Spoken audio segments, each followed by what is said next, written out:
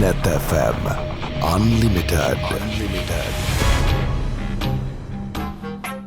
අයිබෝන් සුබ සන්ධ්‍යාවක් සුපුරුදු බදාදා නෙත් FM අන්ලිමිටඩ් දේශපාලන සංවාදය අපි ආරම්භ කරන්නේ. දේශපාලනයේ ඇත්තටම සංවාදයට අවධානයට ලක්විය යුතු කාරණා රැසක් ජනතාවගේ පැත්තෙන් බලාපොරොත්තු ගොන්නක්. හැබැයි කාලයාගේ ඇවෑමෙන් සිදුවුණු බලපෑම් එක්ක ඒ බලාපොරොත්තු වල බර තව වැඩි වුණා. ජනතාවට තව අලුතින් හිතන්න දේවල් එකතු වුණා. ඊට පස්සේ අපි බලාපොරොත්තු වුණු දේවල් ජනතාව බලාපොරොත්තු වන ආකාරයට ලැබෙනවද කියලා ජනතාව ප්‍රශ්න කරන්න පටන් ගත්තා. ඒ අතරේ දේශපාලන මේ වශයෙන් යම් ආරවුල් හැලහැප්පීම් තියෙන අතරේ ඇතැම් තැන්වල රටේ නීතිය කොයි ආකාරයෙන්ද නූතනයට ගැලපෙන ආකාරයට යාවත්කාලීන කරන්නේ, ඒ සඳහා කරන්න පුළුවන් ප්‍රතිසංස්කරණ මොනවද, රටේ ආර්ථිකය ගොඩනගන්න නම් මොනවද කරන්න ඕනේ, මුලින් බලාපොරොත්තු වුණා වගේ මේ ක්‍රමවේදය වෙනස් කරන්න, සිස්ටම් චේන්ජ් කියන එක ඇතුලේ මොනවද කරන්න පුළුවන් කියලා සාකච්ඡාවට ලක් වුණා. සමහර දේවල් මතු කරද්දිම සමහර තැන්වලින් බාධා ඇති වුණු අවස්ථාත් අපිට අහන්න ලැබුණා. ඒවා අපිට තහවුරු කරගන්න වෙන්නේ, කතා කරන්න වෙන්නේ අදාළ පුද්ගලයින් එක්ක, දේශපාලන නායකයින් එක්ක සංවාදයට, සාකච්ඡාවට ඒ කාරණා යොමු කරලා බඳුන් කරලා. ඉතින් අපි අද ආරාධනා කළේ අපේ රටේ අධිකරණ ඇමතිතුමාට, අලි සබ්රි ජනාධිපති නීතිඥතුමාට බොහොම කැමැත්තෙන් අධිකරණ ඇමතිතුමා, ජනාධිපති නීතිඥතුමා ඔබ පිළිගන්නවා. ආයුබෝවන් ඇමතිතුමා. ආයුබෝවන්, බොහොම ස්තුතියි මාව මේ සංවාදයට සම්බන්ධ කර ගැනීම පිළිබඳව. අපි මේ වෙලාවේ ඇත්තටම මේ යම් අවධානයටම යොමු වුණු පොදු අරමුණකින්ම පටන් ගත්තොත් ගොඩක් වෙලාවට ඔබතුමාලත් දේශපාලනට එන්නේ ජනතාව බලාපොරොත්තු වුණේ මේ ක්‍රමවේදය ඇතුලේ වෙනසක්. හැබැයි අපි දැනගෙන හිටපු හොඳම කාරණේ තමයි, අපි දැනගෙන හිටපු දේ තමයි දේශපාලඥයෝ ගොඩක් වෙලාවට උත්සාහ කරන්නේ ඊළඟ වතාවේ බලය රැකගන්නේ කොහොමද කියලා. හැබැයි නායකයෝ උත්සාහ කරන්නේ ජනතාවගේ අරමුණු දිනා දීලා ජනතාවගේ සුබසිද්ධිය උදා කරන්නේ කොහොමද කියලා. හැබැයි අපේ රටේ ගොඩක් වෙලාවට හිටියේ දේශපාලනඥයෝ බලය තහවුරු කරගන්න උත්සාහ කරන කණ්ඩායම්. ඒ ඇතුලේ තමයි අපි මේ ක්‍රමවේද වෙනස් කරන්න, වැඩපිළිවෙල වෙනස් කරන්න, ඔබතුමත් වෘත්තිකයෙක් හැටියට, රටේ පිළිගත්තු කීර්තිමත් ජනාධිපති නීතිඥවරයෙක් හැටියට දේශපාලන ධාරාවට ඇවිල්ලා වැඩ කරන්න පටන් ගත්තේ. ඔය අතරේ ඔබතුමාගේ පැත්තෙන්ම ගත්තොත් එක අවස්ථාවකට අපිට ආරංචි වෙනවා අලි සබ්රි අධිකරණ ඇමතිතුමා ඉල්ලාස් වෙන්න තීරණය කරලා තියෙනවා කියලා. තව වෙලාවක වාර්තා වෙනවා බොහොම කලකිරීමෙන් ඉන්නේ, ආයිමත් නම් පාර්ලිමේන්තුවට එන්නේ නැහැ, සක්‍රීය දේශපාලනයේ යෙදෙන්නේ නැහැ වගේ දේවලුත් ඒ අතරේ ඔබතුමායි කිව්වායි කියලා අපිට අහන්න දකින්න ලැබෙනවා. පොදුවේ බැලුවට පස්සේ දෙයක් කරන්න හිතාගෙන ආවේ. ඒ ගැන අපේ වැඩසටහන් වලත් ඔබතුමා කියලා තියෙනවා. කලකිරීමෙන් ඉන්නේ අධිකරණ ඇමතිතුමා. යම් ප්‍රමාණයක කලකිරීමක් තියෙනවා. ඔබ කියපු ආකාරයට අපි එකක් දැනගන්නට ඕන, සටන් පාට වලින්, වොයිස් කට් වලින් රටේ ප්‍රශ්න විසඳන්න බෑ. අපි විද්‍යාත්මක පදනමක් මත තමයි රටේ ප්‍රශ්න විසඳන්න ඕන. ඉංග්‍රීසියෙන් කියනවා R&D කියලා, රිසර්ච් ඇන්ඩ් ඩෙවලොප්මන්ට් කියලා. ඒකට ඕනෑම ප්‍රශ්නයක් දිහා අපි දත්ත ගන්නට ඕන. අනිත් රටවල් මේ ප්‍රශ්න දිහා මුණ දීලා තියෙන ආකාරය පිළිබඳව බලන්නට ඕන.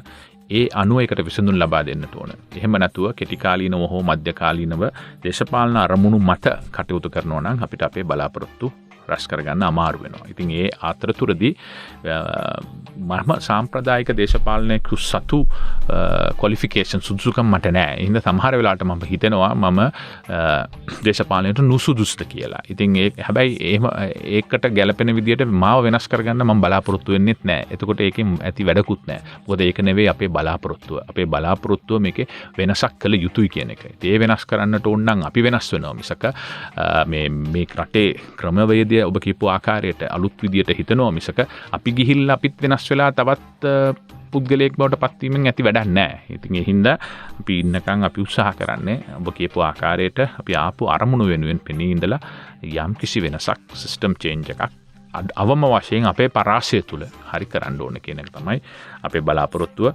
නමුත් පොදුවේ දේශපාලනය පිළිබඳව නම් මට තියෙන කලකිරීමක් තමයි. ඔව්, අවුරුදු 70කට වැඩි දේශපාලනය තුළ එකෙන් නිදහස දිනාගත්තයින් පස්සේ කාලය ඇතුලේ ජනතාවට ලැබුණු පොරොන්දු, ජනතාව අනුමත කරපු ප්‍රතිපත්ති සහ ඒවා ක්‍රියාත්මක වුණු ආකාරය ගැන ජනතාවට පැහැදීමක් තියෙන බවක් පේන්නේ නැහැ ගොඩක් වෙලාවට. ඒ හින්දානේ විවිධ මේ කෙටි කාලයන් ඇතුලේ එක එක වෙනස්කම් කරන්න ජනතාව උත්සාහ කළේ. ඒ අතරනේ ඔබතුමාලත් වෘත්තිකයෝ විදිහට ඉඳලා මේ දේශපාලනට ඇවිල්ලා අමාත්‍යවරයෙක් විදිහට අද රටේ අධිකරණ ඇමතිවරයා විදිහට කටයුතු කරන්නේ. ඇත්තට මේ යම් රට හදනවා වැඩපිළිවෙලක් ක්‍රියාත්මක කරනවා වගේ ඌමනාවකින් ගිහිල්ලා අවංක හැඟීමකින් මේ දේශපාලනය ඇතුළේ වැඩ කරන්න බැරි දාලි සබ්‍රි ඇමතුමා. අමාරුයි. ඇත්තටම හරි අමාරුයි. ලේසි නෑ. ඉතින් මම කියපු ආකාර මම මුලින් කියපු ආකාරයට මම නම් පුළුවන් දුරට ඒක කරන්න බලාපොරොත්තු වෙනවා. නමුත් අද මිනිස්සු දිහා බලන්නේ අන්තිම හැම දේම බලන්නේ හරි පටු ආකල්පවලින් පටු කෝණවල් වලින්. ඔබ කරන්නේ මොකක්ද ඔබ පෙනී ඉන්න දර්ශනය කියන එක නෙවෙයි. ඔබ මොන පක්ෂයට ඔබේ ආගම මොකක්ද ඔබේ ජාතිය මොකක්ද. ඉතින් සමහර වෙලාවට හරි වේදනයිනේ. තමන් සම්පූර්ණ දේම කැප කරලා රට වෙනුවෙන් මේ රටේ යම් ශේෂ්ත්‍රයක් වෙනුවෙන් කැප වෙනකොට මම අයිති වෙච්ච ආගමක්කින්ද හරි මම අයිති වෙච්ච ජාතියක්කින්ද හරි උපතින් හම්බෙලා තියෙන දේවල් ඒකින්ද හරි අපේ කැපවීම පිළිබඳව අනවශ්‍ය විදියට ප්‍රශ්න කරනවා නම් ඕන මිනිස්සුෙකුට හිතනවානේ මේ මොකටද මම මේ ඇවිල්ලා නිකන් ජරාව කන්නේ කියලා වගේ එකක් මොන මිනිස්සුෙකුට හිතනවානේ විශාල කැපවීම කරලා එනකොට. ඉතින් ඒ වගේ හැම දේ දිහාම ඔබතුමා කියපු ආකාරයට ජාතික තලයකින් බලනව වෙනුවට තාමත්ම පටු කෝණ වලින් බලන ක්‍රමයකට අපේ මිනිස්සුත් ලෑස්ති වෙලා ඉඳලා තියෙනවා. ඒ හින්දා අපිට හිතනවා ඉතින් ඇත්තට වශයෙන්ම හුඟක් අය කැමති නෑ මම දේශපාලනය එන්නකුණත් මගේ හිත මිත්‍ර හුඟක් ජ්‍යෙෂ්ඨ නීතිඥවරු සහ මගේ ක්ලයන්ට්ස්ලා ලංකාවේ හොඳම කම්පනීස් ඔක්කොම මගේ ක්ලයන්ට්ස්ලා ඒගොල්ලොත් කතා කරලා කිව්වා ඇයි ඔබතුමා මේ ජරාගොරට සම්බන්ධ වෙන්නේ. මම කිව්වා වෙනසක් කරන්න ඕනේ කියලා තමයි උත්සාහ කරන්න කියලා. නමුත් අපිට පේනවා ඒ උපදෙස් අපි පිළිගන්න තිබුණයි කියන එක. ඉතින් දේශපාලනය කියන්නේ මහා මඩ ගොහුරක් ඇත්ත වශයෙන්ම. හරි අමාරුයි මේ වැඩ ටික කරගෙන යන්න. නමුත් ඒක තුල පවා ඉදිරියට අපි කතා කරමු. අපේ ශාස්ත්‍රයේ අපි ප්‍රමාණාත්මක වෙනසක් කරලා තියෙනවා. ඒක කරන්න පුළුවන් උපරිමය අපි කරනවා. එක දවසක්වත් කලකිරීමෙන් ඉන්න එක ඇත්ත. නැවත දේශපාලනයට එන්න මගේ අදහසක් නැහැ. නමුත් ඉන්න අන්තිම තත්පරය දක්වා අන්තිම තත්පරය දක්වා කිසිම අඩුපාඩුවකින් තොරව තටි කැපවීමෙන් අපේ වැඩ කොටසු කරන්න අපි කැප වෙලා ඉන්නවා. මේ මගේ හැටි පාට ගත්ත දේ අන්තිම වෙනකන් අපි කරනවා. ඒ හින්දා ශාස්ත්‍රයේ විශාල පුනරුද්ධයක් විශාල වෙනසක් අපි ඇති කරලා තියෙනවා. ඒක මම හිතනවා ඔබ දන්නවා නම් නීතිඥ මහතුරුන්ට කතා කරලා බැලුවා නම් විනිශ්චයකාරවරුන්ට කතා කරලා බැලුවා නම් නීති ශාස්ත්‍රය පිළිබඳ අවබෝධයකින් හා අවධානයකින් පසුවනට කතා කරලා බැලුවා නම් ඔබට දැනෙයි ඒක වෙනවයි කියන එක. ඔව්. අපි කතා කරමු නීතියේ සිදුවිය යුතු අඩුලෝඩු සකස් කිරීම ප්‍රතිසංස්කරණ පිළිබඳව විශාල වැඩපිළිවෙලක් ඔබතුමා යෝජනා කරලා තිබුණා. අපේ වැඩසටහනෙත් අපි මේ පිළිබඳව මීට කලින් අවස්ථා කිහිපයකදී කතා කරලා තියෙනවා. ක්‍රමවේදය බැලුවොත් ඇත්තටම දැන් මේ දෙමව්පියන්ට බලාපොරොත්තු තියෙන්නේ දරුවන්ට හොඳ රටක් හදලා දෙන්න. යම් අගහිඟකම් තියෙන පුරවැසියෝ බලාපොරොත්තු වෙන්නේ තමන්ගේ ජීවන තත්ත්වය ඊළට අරගන්න. ඒ වෙනුවෙන් ලොකු කැපකිරීමක් කරන්න වෙනවනේ. සමාජ පද්ධතිය සකස් කරගන්න වෙනවා. රැකියා අවස්ථා, ඒ කියන්නේ සේවා සපයන කෙනෙකුට උනත් යම් ආදායමක් ලැබෙන්නේ නැත්නම් ආයිමත් ඒක පඩිය විදිහට හරි ඒක පාරිතෝෂිතයක් විදිහට හරි කිසි ක්‍රමයකට ලැබෙන්නේ නැහනේ. ඒ කියන්නේ මේක වෙනස් වෙලා ජනතාව බලාපොරොත්තු වෙන දේවල් ජනතාවට ලැබෙනවා වගේ හැඟීමක් ඔබතුමාට එහෙම නැද්ද? එහෙම වැඩපිළිවෙළවල් තියෙනවා වගේ ඔබතුමාට දැනෙන්නේ නැද්ද? මම හිතනවා ලබන ඊළඟ අවුරුදු 3 ඇතුළත අපි විශාල උත්සාහයක් කරනවා මේ සියලු බාධා ASCII මේක වෙනස් කරගෙන යන්න. අපිට ප්‍රධාන වශයෙන් බාධක රාශියක් තියෙනවා. පළවෙනි එක තමයි අපි කිසිසේත්ම බලාපොරොත්තු නොවිච්ච මේ කොවිඩ් අවුදුර. ඉතින් අපි මොනවා කිව්වත් මේකෙන් රටවල් විශාල වශයෙන් පීඩාවට ලක් වෙලා තියෙනවා. අපේ වගේ රටක විශේෂයෙන්ම විදේශ විනිමයට විශාල බාධාවක් සිද්ධ වෙලා තියෙනවා. අපි දන්නවා ටුවරිසම් එක නැත්තටම නැති වෙලා තියෙනවා. එක්ස්පෝර්ට් වල අපි කොහොම හරි තියෙන චැලෙන්ජස් එක ඉදිරියට අරගෙන යනවා. අපිට ගෙවන්න තියෙනවා. අපි ගත්ත මුදල් නෙවෙයි කාලයක් තිස්සේ අරගත්ත ෆොරින් මේ ඩෙට්ස් අපිට ගෙවන්න තියෙනවා. මේකත් එක්ක බාධා රාශියක් තියෙනවා. ඒක නෑ කියන්නට බෑ. රට කීප අවස්ථාවකම අපිට ලොක්ඩවුන් කරන්න සිදු වුණා. මේ දේශපාලඥ කියන්නේ එක කොටසක් විතරයි. දේශපාලඥයා විතරක් නෙවෙයි මේකට වග කියන්නට ඕන. උදාහරණයක් ඇටියට රාජ්‍ය සේවය ගන්න. රාජ්‍ය සේවය අපිට නිදහස ලැබෙනකොට 100කට එක්කෙනයි රාජ්‍ය සේවකයෝ හිටියේ. අද ඉන්නවා 10කට එක්කෙනෙක්.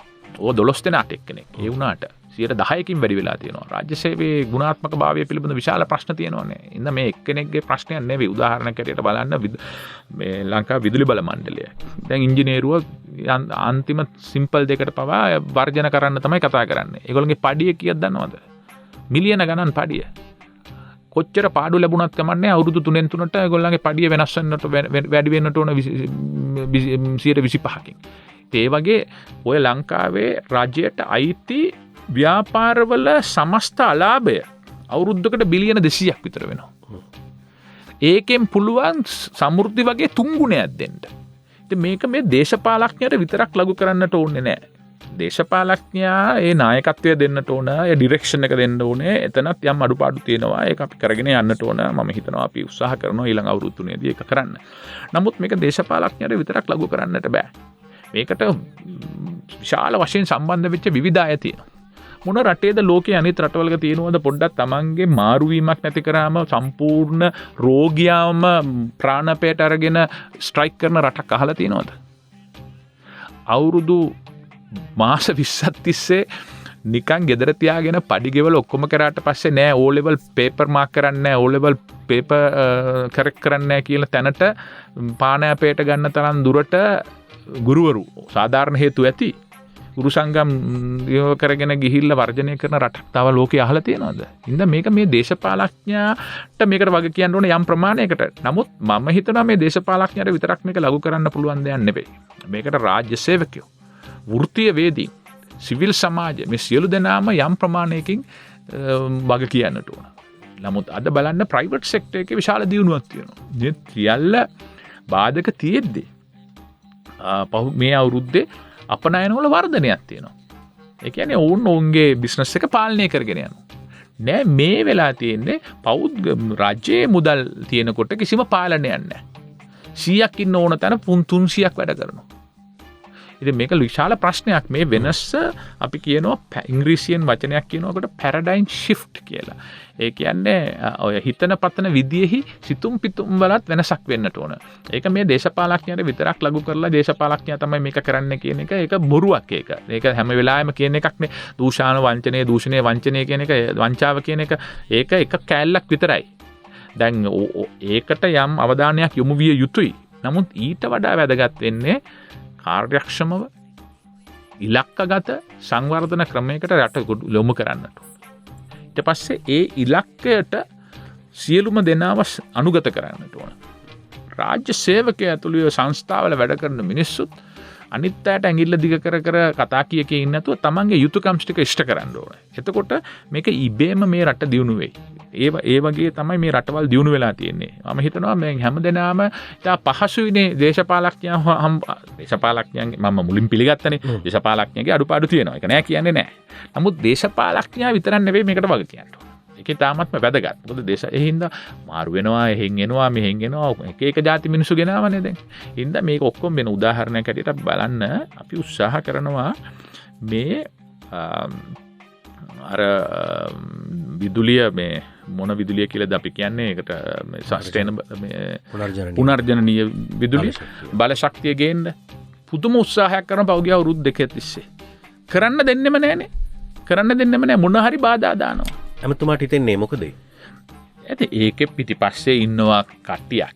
ඒගොල්ලන්ට ඕන පුනර්ජනනීය විදුලිය ගියාම විදුලියට සඳහා තිබෙන ඉල්ලුම අඩු වෙලා යනවා. එතකොට ඒ ඉල්ලුමට සම්බන්ධ වෙලා සප්ලයි කරන අයත් එක්ක තමුන්ගේ තියෙන ගනුදෙනු හෙළිදරව් වෙනවා.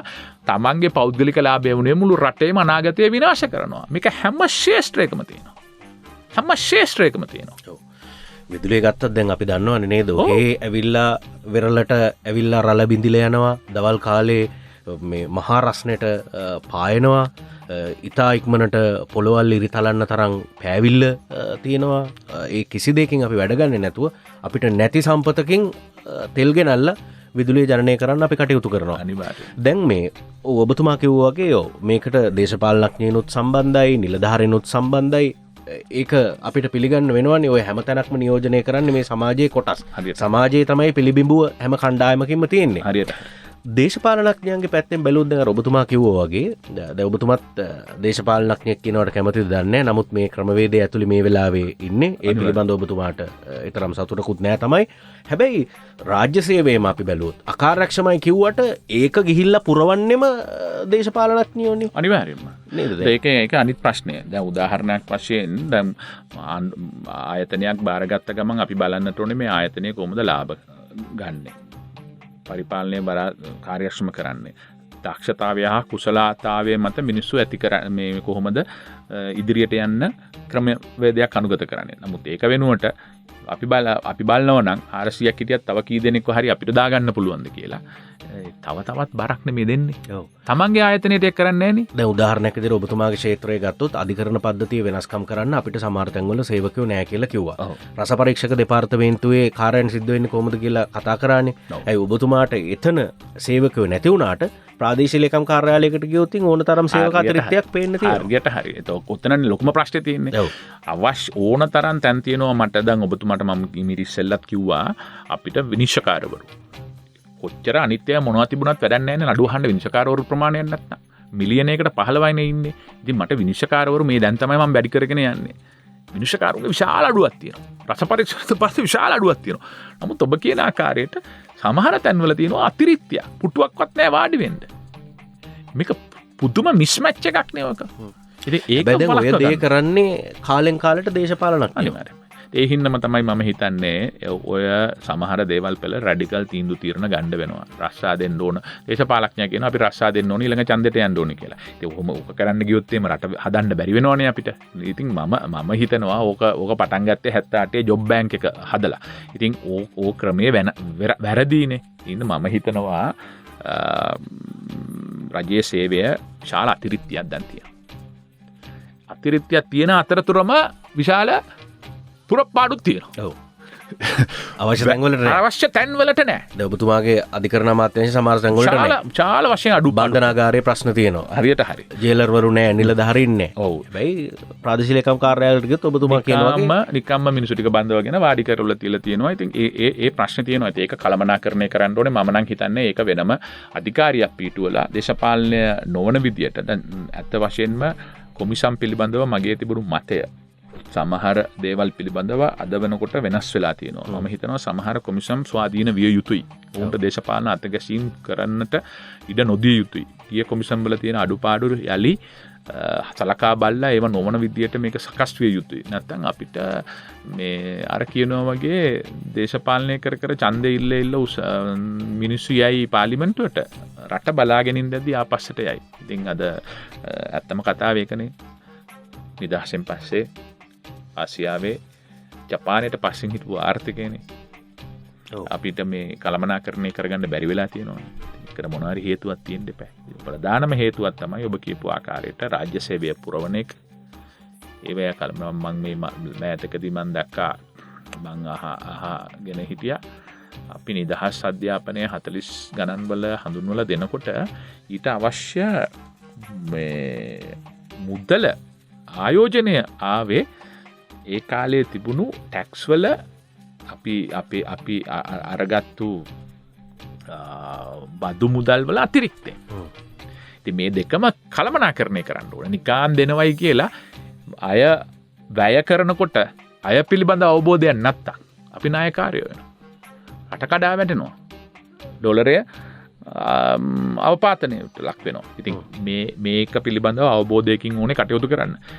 නමුත් ඔබ කියන ආකාරය නිවැරදි. මම හිතනවා අපි දැඩිව මේ පිළිබඳව කැබිනට් රැස්වීම් වල සාකච්ඡා කරලා තියෙනවා. ජනාධිපතිතුමාට මම හිතනවා තාමත්ම බලාපොරොත්තු රහිත ලෙස මේ කෝවිඩ් එක හින්දා යම් බාධා රාශියක් පැමිණුණා. එතුමාගේ පාලනයෙන් තොර දේවල් අපිට තව අවුරුදු 3ක් තියෙනවා. ඒක තුල මේක කළමනාකරණය කරගත යුතුයි කියලා. කියන එක රටට අපෙන් යුතුකමක් කියන එක තමයි මම දැඩිව විශ්වාස කරන්නේ. අපි විශ්වාස කරමු ජනාධිපතිතුමත් බලයට පත් වෙලා අවුරුදු 2ක් පිරෙන දවසේ ඉතුරු අවුරුදු 3 ගැන බලාපොරොත්තු තියාගන්න අපි සියල්ල සිද්ධ කරනවා කියලා කිව්වා. හරි අපි විශ්වාස කරමු ජනාධිපතිතුමාට මේ මොනකමක් තියෙනවා බලාපොරොත්තුවක් තියෙනවා කියලා. හැබැයි ඒකට දායකත්වය දෙන්න ඕනේ. එතනින් එහාට අරගෙන යන්න ඕනේ එක්තරා විදිහකට අමාත්‍ය මණ්ඩලය, පාර්ලිමේන්තුව, අමාත්‍යාංශ ලේකම්වරුන්, සංස්ථා සභාපතිවරුන්, නිලධාරීන් ඔවුන් මේ වැඩේ කරන්න සූදානම් නැත්නම් ඒක අපිට තවත් බලාපොරොත්තුවක් විතරයිනේ. ජනාධිපතිතුමාට උමනාවක් තියෙන්න පුළුවන්. ඒ උමනාව ජනාධිපතිතුමා කිව්වා වෙන්න පුළුවන්. හැබැයි මේ අවුරුදු 2 ඇතුළේ කොවිඩ් ඇතුලේ ගොඩනගාගත්තු ආර්ථිකයනුත් අපි දන්නවනේ අලි සබ්රි එමතුමා. ඒක කොච්චර කිව්වත් සිස්ටම් එක එතනට ලෑස්ති නැත්නම් ඉදිරි අවුරුදු 3 අපි කරන්නම් කිව්වට ඒ බලාපොරොත්තුව තව වචන ගොඩක් විතරක් වෙන්න තියෙන ඉඩ වැඩිනේ. මම හැබැයි ඒ වුණාට එකක් බලන්නට ඕන අපේ දැන් ප්‍රශ්න රාශියක් අපිට තියෙක නෑ කියන්න බෑ අපිට. විශේෂයෙන්ම ඩොලර් අර්බුදයත් එක්ක ආනයනය පිළිබඳ අර්බුදයත් එක්ක අපිට ප්‍රශ්න රාශියක් තියෙනවා. නමුත් සාධනීය දේවලුත් රාශියක් සිද්ධ වෙලා තියෙනවා. දැන් මේ ප්‍රශ්න වැඩි ගස්සන හින්දා සහ විශේෂයෙන්ම දුප්පතාගේ ඇඟට දැනෙනවා මේ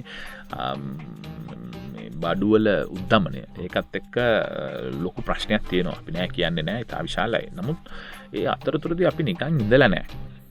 එන්නත් කරණය අතින් ගත්තම අපි ඉතාමත්ම ඉහළට ඒක කරලා තියෙනවා. ඒ වෙනුවෙන් මුදල් යොදලා තියෙනවා. ඒ සම්බන්ධයෙන් හොඳ ක්‍රමවේදයක් හඳුන්වලා දීලා තියෙනවා. ඒකේ පාරදෘශ්‍යතාවයේ හේතු කොටගෙන සම්පූර්ණ මුදල් අපිට ප්‍රතිපූර්ණය කරන්න ආසියානු ඩෙවලොප්මන්ට් බැංකුව කටයුතු කරලා තියෙනවා. එතකොට එතන විශාල දෙයක් වෙනවා. අධ්‍යාපනයේ පැත්තෙන් ගත්තම අපි විශ්වවිද්‍යාලයට බඳව ගන්න සිසුන්ගේ ප්‍රමාණය වැඩි කරලා තියෙනවා. පුරවර විශ්වවිද්‍යාල ආරම්භ කිරීම සඳහා අවශ්‍ය දේවල් යටිතල පහසුකම් සකස් කරලා තියෙනවා. අලුත් විශ්වවිද්‍යාල පටන් ගැනීම සඳහා කටයුතු කරලා තියෙනවා. මාර්ග ගත්තොත් එimhe විශාල වශයෙන් අපි මාර්ග හදලා තියෙනවා. ඉතින් සංවර්ධනයකට දැන් ඒ සංවර්ධනයේ වැඩ කටයුතුත් යනවා. තව එක පැත්තක් බැලුවම අපි ආර්ථික පැත්තෙන් අපි මේ අපනයනයේ දිහා බැලුවම අපනයනයේ යම් විශාල ප්‍රගතියක් තියෙනවා. අපි කොහොම හරි පෝට් සිටි එකත් මේ සියල්ල අතරතුරදී ඇරලත් තියෙනවා. ඉතින් මේ කොවිඩ් දින්දා බලාපොරොත්තු වන වේගයෙන් ඉන්වෙස්ටර්ස්ලා ආයෝජකයෝ ඇවිල්ලා නැහැ. ඒ හින්දා ඒ සම්පූර්ණයෙන්ම අපි වැඩ කරලා නැහැ කියලා කියන්නට බෑ. ඒක අසාධාරණයි මම හිතන්නේ. මම හිතනවා අපි සාධනීය වැඩ කටයුතු රාශියක් තියෙනවා. බිම් මට්ටමින් ගම් මට්ටමින් මේ වැඩ ටික සිද්ධ වෙලා තියෙනවා. නමුත් අර ඔබතුමා කියපු විදිහටම 2019දී අපි කිව්වනේ යම් කිසි දෙයක් කරනවා කියන ඒ බලාපොරොත්තු වුණු ස්ථානයට තැනට අපිව තාම ස්ථානගත කරගන්නට අපිට බැරි වෙලා තියෙනවා කියන එක අපි පිළිගත යුතුයි. නමුත් ඔබ කියන ආකාරයට මම හිතනවා අතිකරු ජනාධිපතිතුමා මේ වෙනකොට අධ්‍යයනය කරලා ඇති පහුගිය අවුරුදු දෙකේදී ඇයි මේවා සාර්ථක කරගන්න බැරි වුණේ මොකද්ද මේකට වෙච්ච පාඩුව කියන එක පිළිබඳව අවබෝධයක් ඇතුව වඩා හොඳින් මේක කළමනාකරණය කිරීම සඳහා උත්සාහ දරයි කියන විශ්වාසයක් අපිට තියෙනවා. ඉතින් ඒක එක පැත්තක්. දෙවැන්න ඉතින් මගේ දැන් අපේ අමාත්‍යංශ පැත්තෙන් බැලුවා නම් අපි නම් මේක කොහොම හරි කළමනාකරණය කරගෙන තියෙනවා. අපි මගේ ලේකම්තුමා ඉතා විශිෂ්ට රාජ්‍ය සේවකයෙක්. තාමත් වහන්සේ වෙලා වැඩ කරනවා. ඊයේත් මම හිතන්නේ රැය 11 වෙනකම් වැඩ කරා. මාත් එක්ක සමහර දක්ෂ නිලධාරීන් මම ගන්නකොට කිව්වා මෙයා හිටපු අගමැතිතුමාගේ මේ ඔෆිස් එකේ වැඩ කරපු අය කියලා. මම කිව්වා මට අදාළ නැහැ. මේ මිනිස්සු රාජ්‍ය නිලධාරීන්. ඒ මිනිස්සු රාජ්‍ය නිලධාරීන් ඔවුන්ට ගෙදර යන්න ඒ කවුරු හරි තැනක වැඩ කරන්න ඕනේ. ඔය වැඩ හොඳට වැඩ කරන තුරු මට ප්‍රශ්නයක් නැහැ. නමුත් ඔවුන් අද හොඳටම වැඩ කරනවා. හින්දා මේක හරියට කළමනාකරණය කරනවා නම් නායකත්වය දෙනවා නම් දිශානතියක් තියෙනවා නම් ඉලක්කගත කේන්ද්‍රස්ථානයක් දරා වුණ යොමු කරනවා නම් කරන්න බැරි කමක් නැහැ කියන එක තමයි මට දැන් මම මේක බාරගෙන මාස 18ක් විතර ඒ 18 තුලදී අපි ඇති කරගෙන තියෙන ප්‍රගතිය දිහා සහ ඒ අවශ්‍ය දාලා තියෙන අඩිතාලම දිහා බලනකොට මට තේරෙන්නේ මම රාජ්‍ය දේශපාලනයේ හිටපු මිනිස්සෙකුත් නෙවෙයි රාජ්‍ය සේවයේ පිළිබඳ අවබෝධයක් තිබුණු මිනිස්සෙකුත් නෙවෙයි ඒ සියල්ල ඇතුළත අපි හොඳ ටීම් වර්ක් එකක් හදලා තියෙනවා. මගේ නිලධාරීන් සහ මගේ රාජ්‍ය නිලධාරීන් ඉතාමත්ම හොඳින් මහන්සි වෙලා වැඩ කරනවා. ඔබතුමා දන්නවා අපි මේ හෙට ඉඳලා සම්පූර්ණයෙන්ම උතුරු පළාතේ ප්‍රථම මවතාවට අධිකරණ අමාත්‍යාංශයෙන් අපි ජංගම සේවයක් කරනවා. ඉතින් අපේ නිලධාරීන් 500ක් සම්බන්ධ වෙනවා. දිස්ත්‍රික්ක 5ටම යනවා. මිනිස්සුන්ගේ ප්‍රශ්න වලට අපි එතනට ගිහිල්ලා ඇහුම්කන් දෙනවා. අවම වශයෙන් අපිට විසඳුම් දෙන්න බැරි වුණත් එවුන්ගේ ප්‍රශ්න මොනවද කියලා අවබෝධයක් ගන්නවත් අපිට හැකියාවක් ලැබෙනවා. හින්දා මේක නොකරන්න බැරි කමක් මේ කරන්න බෑ කියලා නෑ. මේක කරන්න පුළුවන්. ඉතින් කියන එක තමයි මම විශ්වාස කරන්නේ. මගේ ලොකු විශ්වාසයක් තියෙනවා.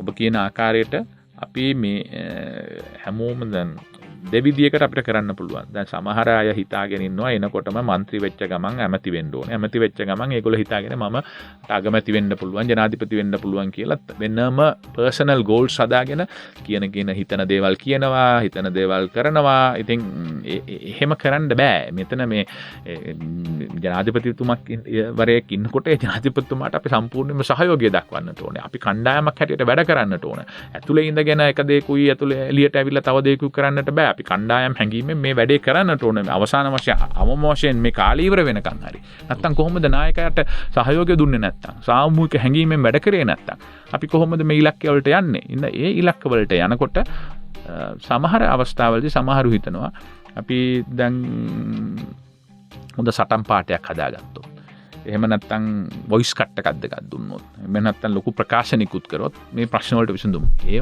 එහෙම කොහෙවත් රටක් හදලා නැහැ සටන් පාට වලින්. සටන් පාට වලින් හදපු රටකුත් නැහැ. සටන් පාට වලින් පුළුවන් ඉලෙක්ෂන් දිනන්න. සටන් පාට වලින් පුළුවන් තමන්ගේ මනාපේ වැඩි කරගෙන දිස්ත්‍රික්කය පළවෙනියා වෙන්න හෝ දෙවෙනියා වෙන්න හෝ ඇතුළට එන්න. හැබැයි සටන් පාට වලින් හදපු රටක් නැහැ. සටන් පාට වලින් හිස් ප්‍රලාප වලින් ඒක අපේ සාමාන්‍ය ව්‍යවහාර භාෂාවෙන් කියන බයිල දොඩවල මේ රටවල් හදපු රටවල් නෑ. ඒක දැන් ඉතින් ඒක ඡන්ද කාලයට ඒක කරගන්න. නමුත් ඊට පස්සේ වාඩි වුණාම අපි තේරුම් ගන්නට ඕන අපි මේ රටේ ශ්‍රීවත් වෙන සියලුම පුරවැසියන්ව එක්රැස් කරගෙන උන් සියලු දෙනාටම මේ මගේ රට කියන හැඟීම ඇති කරන ආකාරයේ පාලනයක් කරලා අපිට ඡන්ද දුන්නද නැද්ද කියන එක අදාළ නෑ. දෙමොක්‍රසියක් කියන්නේ ඕන මනුස්සයෙකුට ඕන මනුස්සයෙකුට ඡන්දෙ දෙන්න පුළුවන්. අපි හිතනවා සමහරවිට අපි හිතනවා නම් අපිට දීපු ඡන්දෙ දීපු අයට විතරයි අපි වැඩ කරන්න ඕනේ. ඔවුන්ගේ අදහස් විතරයි අපි ගන්න. ඒක වැරදි. කොහෙවත් රටවල් එහෙම දියුණු වෙලා නැහැ. මම හිතනවා අපි අර ඉංග්‍රීසියෙන් කියන R&D කියන එක research and development ඕන දෙයක් පිළිබඳව විද්‍යාත්මක ප්‍රවේශයක් ලබා ගන්නට කරන්න ඉස්සෙල්ලා ඒ පිළිබඳව හොඳට රිසර්ච් කරන්න. ඊට පස්සේ ශේෂ්ත්‍රයේ ඉන්න විශේෂඥයොත් එක්ක සාකච්ඡා කරලා විසඳුම් දෙන්න ඕනේ. මම තමයි පොර. මං කාගෙන්වත් අහන්නේ නැහැ. මට තරම් කවුරුත් දැනීම් කාටත් නැහැ වගේ හිතුවොත් එහෙම අපි විනාශයි. උදාහරණයක් හැටියට මම නීතිඥවරයෙක් හැටියට මම ජනාධිපති මම වෙන කාටත් කතා කරන්නෙත් නැහැ කියලා මම නීති හදන්න ගියොත් එහෙම මට පුළුවන් වෙයිද?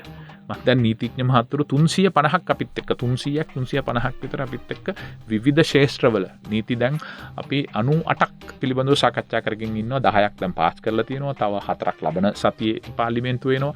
තව 10ක් තියෙනවා නීතිපති දෙපාර්තමේන්තුවේ. මේ සියල්ලටම සම්බන්ධ වෙලා ඉන්නේ කනිෂ්ඨ මධ්‍යම ගණයේ ඉන්න සහ ජ්‍යෙෂ්ඨම නීතිඥවරුන්ගේ කණ්ඩායම් හදලා ඔවුන් ස්වච්ඡාවෙන් මේ දේවල් අපිට කරනවා. ඒකට හේතුව අපි ඔවුන්ගේ ඒ විශේෂඥ දැනුම පිළිබඳව අවබෝධයකින් වැඩ කටයුතු කරනවා කියන එක. ඉතින් මේක අනිත් ක්ෂේත්‍රවලටත් කළ යුතුයි සහ කළ හැකියි. හැබැයි ඒක නොකරන එකම තමයි තියෙන ප්‍රශ්නය. අලි සබ්‍රි ඇමතුමා නේද? දැන් අර ඔබතුමා කිව්වාගේ ඔබතුමාගේ අමාත්‍යාංශය කොහොමද වැඩ ගන්න වැඩ කරන්න කියලා ඔබ හිතන්නේ කොහොමද කියලා ඔබ කිව්වා. හැබැයි අර දැන් අපේ වගේ රටවල් වල විශේෂයෙන් සංවර්ධනය වෙමින් පවතින රටවල් වල යටිතල පාසුකම් දියුණු කරන්න ගොඩක් වෙලාට උත්සාහ කරන්නේ. ඔබතුමා කියන ක්ෂේත්‍රවලට අවධානය යොමු කරන්න අමාරුයි.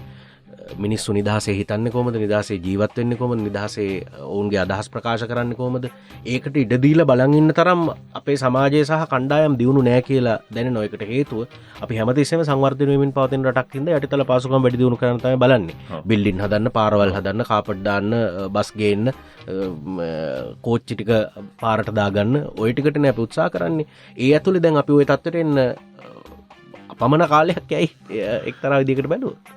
ඔව් ඒක තමයි. නමුත් එක ධනාත්මක දෙයක් සිද්ධ වෙනවා අපිට පේනවා. ඒක තමයි පෞද්ගලික අංශය මේ ආණ්ඩුව හෝ මේ නැත්නම් රජයේ සේවකයන් ඕන දෙයක් කරගත්ත දෙන් කියලා ඔවුන් වෙනම විශාල ප්‍රගතියක් යම් යම් ක්ෂේත්‍රවල අත් කරගෙන තියෙනවා. අඟලුම් ක්ෂේත්‍රයේම විශාල ප්‍රගතියක් අත් කරගෙන තියෙනවා. ඒත් එක්කම IT ක්ෂේත්‍රයේ විශාල ප්‍රගතියක් අත් කරගෙන තියෙනවා. ඉතින් මට තියෙන්නේ අඩු ගන්න ආණ්ඩුවේ පැත්තෙන් ඔවුන්ගෙන් කකුලෙන් අදින්න නැතුව නිලධාරීන්ගේ පැත්තෙන් කකුලෙන් අදින්න නැතුව උන්ට දිරිමත් කරන්න ඕනේ කියන එක. දැන් තාම වුණත් හැමෝම ඇවිල්ලා කියන දෙයක් තමයි මේ ප්‍රාදේශීය ලේකම් කාර්යාලයකට එහෙම නැත්නම් ප්‍රාදේශීය සභාවකට නැත්නම් ආණ්ඩුවේ කන්තෝරුවකට ගියාම වැඩක් කරගෙන එන්න බෑ කියන එක.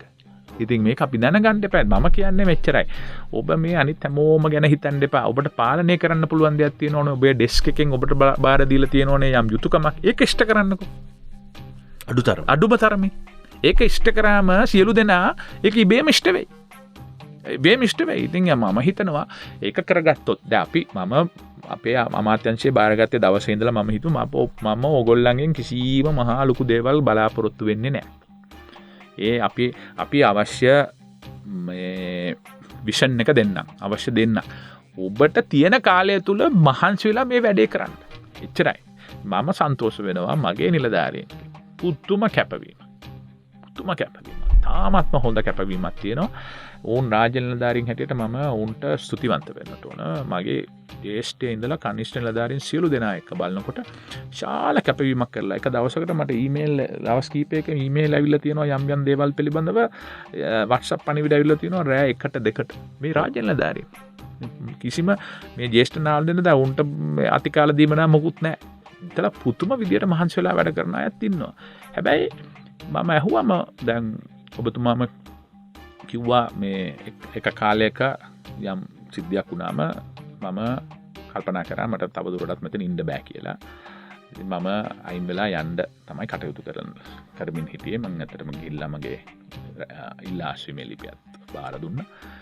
ඊට පස්සේ සාකච්ඡා කරලා අපි විසඳගත්තා. ඒ කාලය තුල මගේ ඉහළ නිලධාරී මට හිතා ගන්න බෑ. ඉහළම පෙළේ ඉන්න නිලධාරීන් කිප දෙනා මම මේ ඇවිල්ලා මම මේ මිනිස්සුන් අඳුරන්නෙත් නෑ. ප්‍රථම වතාවට මේ රාජ්‍ය සේවයට ඇවිල්ලා මේ අමාත්‍යාංශයට ඇවිල්ලා තමයි අඳුනගත්තේ. නිලධාරීන් 3 දෙනෙක්. ඉහළම නිලධාරීන් 3 දෙනෙක්.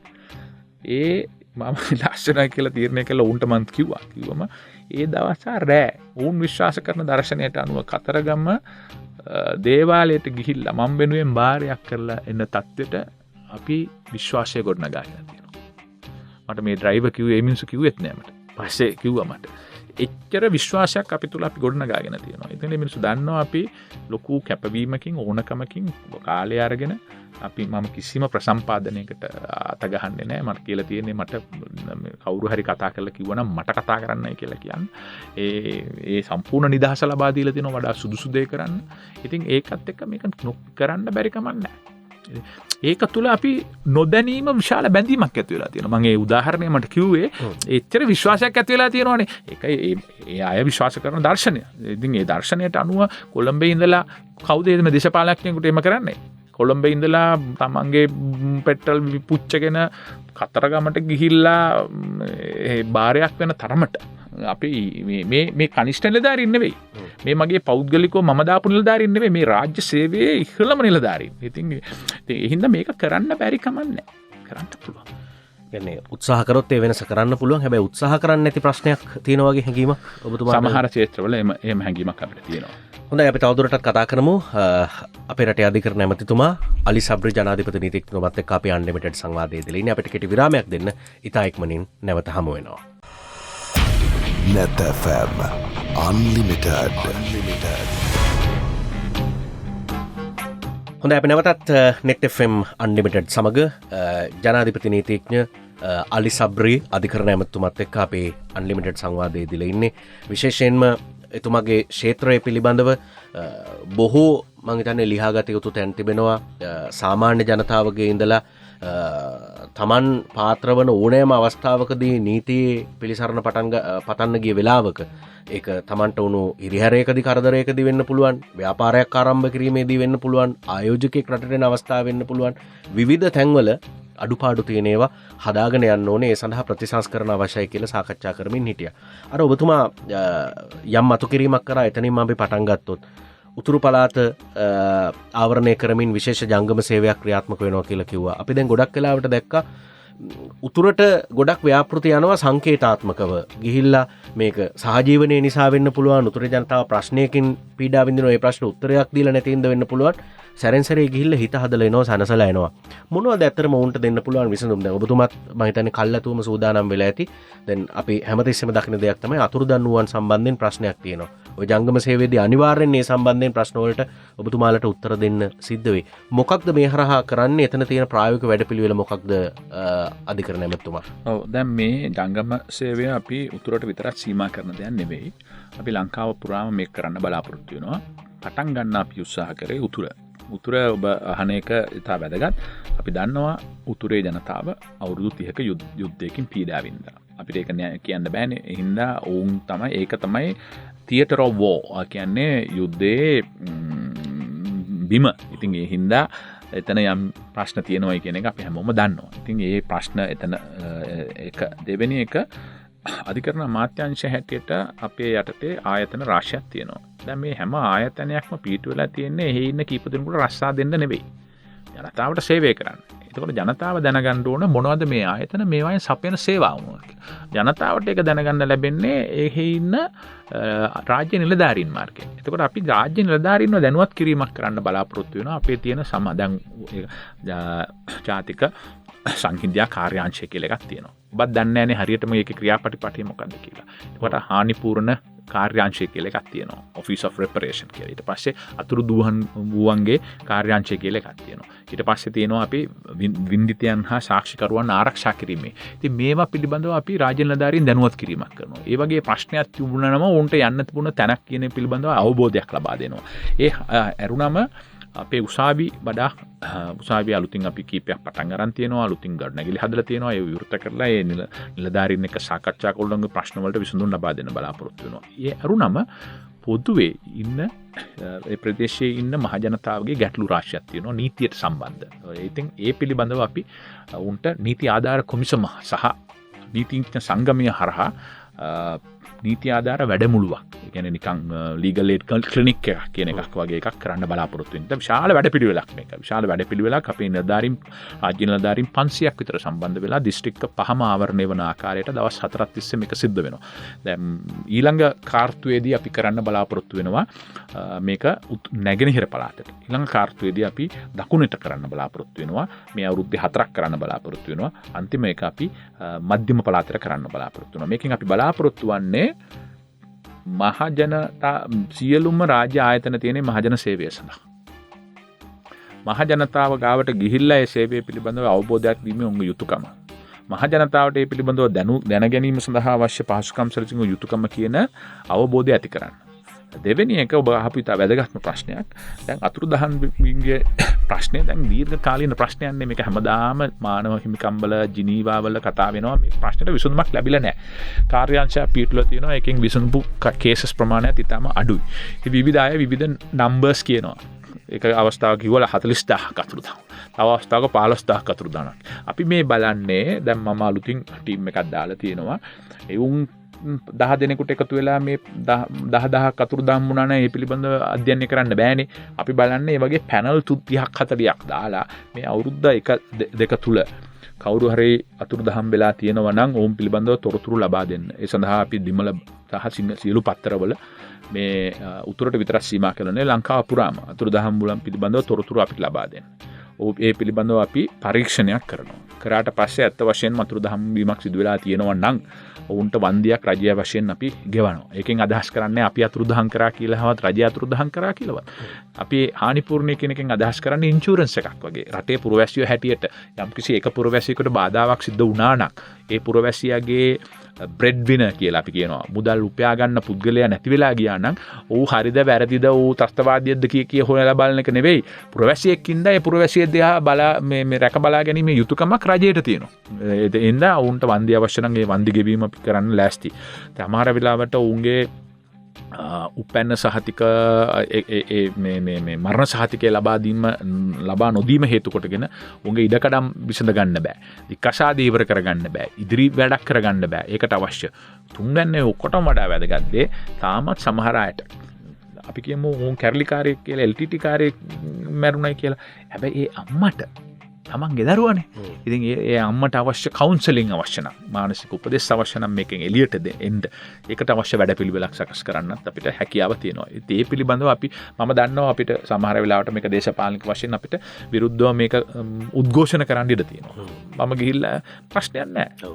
ඒක ඒගොල්ලන්ගේ ඇත්තටම මම ඔබතුමාගේ ප්‍රශ්නේ අහන්නේ නැහැ කියලා හිටියා. නමුත් ඔබතුමා එතනට මතු කරපු නිසා ওই ප්‍රශ්නේ අපි ඒ කියන්නේ දේශපාලනඥයා සහ ඒ මෙහෙවන කණ්ඩායම් කොතනද ඉන්නේ කියලා ඔබේ ප්‍රශ්න මතු කරේ කොතනින්ද කියලා මටත් වැටහුණා. දැන් ඕක එක්තරා විදිහකට ඔබතුමාලටම අනිත් පැත්තට එන්න පුළුවන් මේ අමුදා සොල්දාදුවන් මරපු කොටින්ට වන්දි දුන්නා කියලා. ඔව් ඒක තමයි. ඔව් තමයි. එවැනි මානසික තත්වයන් වලට තමයි කතා කරන්න සිද්ධ වෙන්නේ සමහර අවස්ථාවල. අනිවාර්යයෙන්ම. ඒ හින්දා හැබැයි අපි මේ කැබිනට් එකේදී සාකච්ඡා වෙච්ච වෙලාවේදී අපි කිව්වා එකෙන් එහාට යන්නට ඕන. ඒ කියන්නේ අහාට ගිහිල්ලා මේ ප්‍රශ්නේ විසඳන්නට ඕන. මේ 2009 වෙච්ච දෙයක්නේ. මේකට ෆුල් ස්ටොප් එකක් තියෙන්න එපා. ඒ කවුරු හමුදා අපේ හමුදාස්ය බලනුත් 4600ක් නැති වෙලා තියෙනවා. හැබැයි උන්ට අපි වන්දි ගෙවලා තියෙනවා. උන් හොඳට රැක බලා ගන්නවා. උන්ට විශ්‍රාම බැටමක් ලැබෙනවා. සහ උන්ට තව අවශ්‍ය නම් ඒක දෙන්නත් අපි ලෑස්ති. අවුදු කියන එක. නමුත් ඔබ කියපු ආකාරයට අපි කියමු X කියන පුද්ගලයා. උන් නැති වෙලා තියෙනවා. ඔහු සම්බන්ධයෙන් අපිට තොරතුරක් නැහැ. හැබැයි ඔහු නැතිවීම හේතු කොටගෙන ඔහුගේ පවුලේ අය පීඩා විඳිනවා නම් X කියන එක්කෙනාගේ චරිතය හොයන්න අපි බලාපොරොත්තු වෙන්නේ නැහැ. මොනා කරන්නද පවුලට ප්‍රශ්නයක් තියෙනවා කන්න බොන්න බැරිනම් ඉන්න හිටින්න තැනක් නැත්තම් යුතුයකමක් නැද්ද මේ රජයේ හැටියට උන්ව බලාගන්න?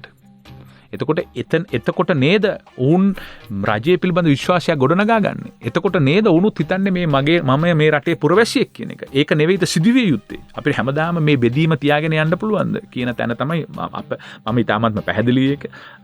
මම තම්නික් ක්‍රම ජාතිවාදය ප්‍රතික්ෂේප කරන මිනිස්සෙක්. ඒක ඍජුව පෙනී හිටනවා නැත්නම් මං ගෙදර යනවා. ජනාධිපතිතුමා මට විශේෂණ උපදෙස් ලබා දීලා තිබුණා. මේක පිළිබඳව විස්තර කරලා හොයලා බලලා මේක විසඳන්න. දිගින් දිගටම තවදුරටත් මේක ඇදගෙන යන්න ඉඩ දෙන්න. ජාත්‍යන්තර වශයෙන් අපිට වැදගත්. අපි හැම වෙලාවෙම කියන දෙයක් තමයි ජාත්‍යන්තර වශයෙන් අපිට ඇඟිලි ගහන්න එපා. අපේ ඩොමෙස්ටික් මෙකැනිසම්, ඒ කියන්නේ අභ්‍යන්තර ක්‍රමවේදයට ඉඩ දෙන්න. එහෙමනම් ඒ අභ්‍යන්තර ක්‍රමවේදය කරන්න වෙනවා. ඉතින් ඒ ක්‍රමවේදය තමයි අපි මේ යාවත් කාලීන කරලා ක්‍රියාත්මක කරන්න උත්සාහ කරන්නේ. ඔව්. එවැනි තත්ත්ව දැන් අපි මේ තව ප්‍රතිසංස්කරණ සහ ඔබතුමා ගන්න උත්සාහයන් පිළිබඳවනේ කතා කරේ. අපි ප්‍රායෝගික කාරණා කීපයක් කතා කරොතින් අධිකරණ ඇමතුමා අපි දකින්න ඔය මේ මෝටර රථ දඩ එහෙම නැත්නම් වැරදි සම්බන්ධයෙන් චෝදනා ලබන බොහෝ දෙනෙක් උසාවියට ගිහිල්ලා වරද පිළිගන්නවා. වැරදිකරු ස්වාමීනි කියලා කියන්නේ. දැන් ඕක කියන්නේ උසාවියට යන්න සිද්ධ වෙලා තියෙනවා. ලොකු තදබදයක් තියෙනවා. ඉන්න සම්පතෙන් වැඩ ගන්න ලොකු වැඩ ප්‍රමාණයක් තියෙනවා. නඩු ගොඩ ගැහිලා තියෙනවා. දැන් මේවා බැරිද ඔය දැන් සමත මණ්ඩල වගේ තැනකට ගිහිල්ලා මේවා ඉවර කරගන්න උසාවියට ගිහිල්ලා මේ කාලේ නාස්ති කරන්න නැතුව? ඇත්ත වශයෙන්ම හොඳයි මේ ප්‍රශ්නේ ඇහුවේ. අපි ඇත්ත වශයෙන්ම පොලිසියයි ඩිජිටල් අමාත්‍යාංශය අපි එකතු වෙලා සහ ප්‍රවාහන අමාත්‍යාංශය එකතු වෙලා මේ පිළිබඳව සාකච්ඡාවක් පැවැත්වුවා. ඔබ දකින්න ඇති සමහර විට දැන් මාසයකට විතර මාස දෙකකට විතර ඉස්සෙල්ලා අපි බලන්නේ මේක ඔන්ලයින්ම ගෙවලා දැමීම සඳහා තියෙන හැකියාව. බොහෝ විට ඒක සිද්ධ වෙයි. ලබන මාසයේ මුල් කාර්යය වෙනකොට ඊටාම ඉක්මනින්. එතකොට දඩ මුදල් ඔබ කියන ආකාරයට දඩ මුදල් සම්බන්ධයෙන් ප්‍රශ්නයක් පැනනගෙන මම උසාවිය යන්නට ඕනේ නෑ. 90%ක් දේවල් වලට අපිට විසඳ ගන්න පුළුවන් දේවල් වලට ඔන්ලයින්ම ලොග් වෙලා මේ පෝස්ට් ඔෆිස් එකටවත් උසාවියක් නොගිහින් ගෙවන්න පුළුවන් ක්‍රමවේදයක් අපි ඇති කරන්න උත්සාහ කරනවා. ඉතින් ඊටු ටික ඒක බලමු. ඒ අධීරයේ යම් කිසි සාධනීය දෙයක් තියෙනවා නම් තවත් දේවලුත් අපි උසාවි නොගිහින් විසඳ ගන්නට යම් තැනකට යවන්න පුළුවන් නම් ඒක කරන්න පුළුවන් ක්‍රමවේදයක්ත් අපි බලනවා. නමුත් ඒකට සමහර විට නීතියෙහි යම් වෙනස්කම් කරන්න සිද්ධ වෙයි. මොකද නීතිය අනුව දඬුවමකින් ඒ කියන්නේ දඩ මුදලක් හෝ එහෙම නැත්නම් චිර දඬුවමක් හෝ නියම කරනවා නම් ඒක කළ හැක්කේ අධිකරණ සේවා කොමිෂන් සභාවෙන් පත් කරන නිලධාරීන් වන විනිශ්චයකාරුන්ට විතරයි. එහෙම නැත්නම් ඔක බාධාවක් නේ. ඊට පස්සේ මේකද ඒක වෙනාය කරන්න ගියොත් එහෙම අර අධිකරණීය ස්වාධීනත්වය කියන කන්සෙප්ට් එකට බාධාවක් සිද්ධ වෙනවා. ඉතින් මේ පිළිබඳව අපි සලකා බලමින් ඉන්න හොඳ යෝජනාවක්. ඔව් අර ඔබතුමත් කිව්වා වගේ කියන්නේ අපි දන්නවා වගේ 90%ක්ම වැරද්ද පිළිගන්න ලෑස්ති නම් ඒක උසාවියට නොගෙහින් ඒහා සමාන වෙන පද්ධතියකට හරියන්න දැන් අපි දන්නවා සමත මණ්ඩල වගේ බේරුම්කරණය කරන තැන් තියෙනවා. ඒ වගේ තැනකට යොමු කරවතින් උසාවියේ තියෙන තදබදය අවම කරන්න පුළුවන්. ඔව් ඒ කියන්නේ එහෙම නීති වෙනස් කරලා හරි ඒ වගේ දේවල් වලට යොමු වෙන්න පුළුවන්. අනිවාර්යයෙන්ම. දැන් ඒ තමයි මම හිතන මුල් අධ්‍යයනයේ හැටියට අපි උත්සාහ කරන්නේ ඔන්ලයින් හරහාම ගෙවලා දඩ මුදල් ගෙවලා ඉවර කරලා දාන්න. දෙවෙනි අධ්‍යයනයේ හැටියට අපි රථවාහන පොලිසිය දැන් රථවාහන උසාවියක් දැන් තියෙනවා. ඒක කොළඹ තව එකක් ස්ථාපිත කිරීමේ බලාපොරොත්තුවක් තියෙනවා අපිට. ඉන්දා මේ සියල්ල ක්‍රමක්‍රමයෙන් විසඳන්න අපේ බලාපොරොත්තුවක් තියෙනවා.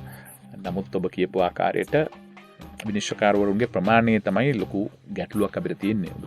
දැන් අපි ශ්‍රේෂ්ඨාධිකරණයක වෙන වැඩි කරා. දැන් ශ්‍රේෂ්ඨාධිකරණයේ ඉස්සර තිබුණේ විනිශ්චය නඩු අහන විනිශ්චය ආසන ප්‍රමාණය. ඒක තමයි වැදගත්. විනිශ්චයකාරවරු කී දෙනෙක් හිටියත් වැඩක් නැහැ නඩු අහන්න නැත්තම්. එතකොට ඉස්සර තිබුණේ 11 දෙනයි. ඒගොල්ලෝ බොහෝ විට උසාවි දෙකයි ක්‍රියාත්මක වුණේ. 3 දෙනා දෙකට වාඩි වෙනවා. අද වෙනකොට අපි ඒක 17කට වැඩි කරලා තියෙනවා. 11යි 7ක් වැඩි කරලා 18කට වැඩි කරලා තියෙනවා. එතකොට දැන් බෙන්චස් 4ක් වාඩි වෙනවා 12 දෙනෙක්. ඒ කියන්නේ 100%කින් වැඩි වෙලා තියෙනවා. කෝට් ඔෆ් අපීල් එක ගත්තම ඉස්සර අපිට තිබුණේ 12 දෙනයි. අපි ඒක 8කින් වැඩි කරා. එතකොට දැන් අවුරුදු 42කට පස්සේ දැන් 20ක් ඉන්නවා. ඒගොල්ලෝ ඉස්සර බෙන්චස් අපිට තිබුණේ 5යි. දෙන්න වාඩි වෙන්න ඕනේ. දැන් 10ක් වාඩි වෙනවා. කියන්නේ 100%ක ප්‍රගතියක් තියෙනවා. ගිය අවුරුදු දැන් මාසයකට ඉස්සෙල්ලා අපි අලුතෙන් විනිශ්චයකාරවරු JSC එක හරහා අපේ සම්බන්ධයක් නැහැ බඳවා ගැනීම වලට. අපි ප්‍රතිපාදන සැලසීම විතරයි අපි කරන්නේ. 47 දෙනෙක් අලුතින් බඳවාගත්තා. මේ මෑත යුගයේදී බඳවාගත්ත විශාලම මහේස්ත්‍රාත්වරු ප්‍රමාණය. මේ ඔක්කොම කොවිඩ් ඇස්සේ. ඒක අනුව අලුතින් උසාවි කීපයක් නිර්මාණය වෙනවා. මේ අවුරුද්දේ ජූනි ජුලයි වෙනකොට තවත් 50ක් විතර බඳවා ගැනීම සඳහා සැලැස්මක් තියෙනවා. හින්දා අපිට ඉලක්කගත තැනට අපි යනවා. ඉතින් මම හිතනවා ඔබ කියන ආකාරයට ප්‍රායෝගිකව සමහර ප්‍රශ්න අපිට විසඳ ගන්න පුළුවන් වෙයි බොහෝ විට. ඒ කියන්නේ දැන් ඔබතුමා විෂය භාර ඇමතිවරයා බොහොම අත්දැකීම් තියෙන කීර්තිමත් ජනාධිපති නීතිඥවරයෙක් නීති හදන තැන ඔබතුමාලා ඉන්නේ නීති හදන්න පුළුවන් මේ දේවල්නේ කරමින් ඉන්නේ දැන් රටවාහන දඩ සම්බන්ධයෙන්ම ගත්තොත් සමහර ඒවා දඩ ගෙවන සමහර ඒවා උසාවි යන්නම සිද්ධ වෙන ඒවා තියෙනවා ඒවා නීති වෙනස් කරලා හරි ඔබතුමාත් විශ්වාස කරන්නේ ඉතුරු ටිකට හරි උසාවි යන්න ඕනද ඒ කියන්නේ රටවාහන උසාවියක් වගේ එකක් අවශ්‍යමද ඊට වඩා මෙහා තැනකින් ඒක විසඳගත්තොත් ඒ ප්‍රශ්න ඉවර කරන්න පුළුවන් ඒක තමයි ඒක හොඳ යෝජනාවක් විපිලිවෙන තව දැඩිව මම හිතන්නේ පොඩ්ඩක් ස්ටඩි කරන්න වෙයි අපරාධ වරදක් හැටියට නීතිය සඳහන් කරලා තියෙන දෙයක් දැන් පුද්ගලයෝ දෙන්නෙක් අතර නම් ඒක විසඳ ගන්න පුළුවන් වෙයි. රජයයි මේගොල්ලෝයි අතර තියෙන වේකදී අපිට පුළුවන් ද කියන එක පිළිබඳව මම අධ්‍යයනය කරන්නට ඕනේ තව පොඩ්ඩක් අර මම කියපු ආකාරයට මේ අපරාධ නීතිය පිළිබඳව මගේ දැනුම එම ප්‍රමාණාත්මක නෑ. මම ප්‍රධාන වශයෙන් සිවිල් ශේෂ්ත්‍රයේ වැඩ කරපු සහ අඳුකරම නීතිය පිළිබඳව වැඩ කරපු නීතිඥවරයෙක්. ඒ හින්දා තමයි හැම ක්ෂේත්‍රයකම මේ කවුරුත් විශේෂඥයෝ නෙවෙයිනේ. යම් ක්ෂේත්‍රවල විශේෂඥයෝ. හැම ක්ෂේත්‍රයකම කවුරුත් විශේෂඥයෝ. එහෙම හිතනවා නම් ඉතින් ඒක තමයි විනාශයේ මුල. නමුත් ඔබ යෝජනා කරපු එක හොඳයි. අපි මම ඒ පිළිබඳව මම වෙනම පත් කරලා තියෙනවා අපරාධ නීතිය පිළිබඳව වෙනම කමිටුවක්. ඒ අයට කියන්නම් මේක අධ්‍යයනය කරලා බලන්න කියලා. ඔව්.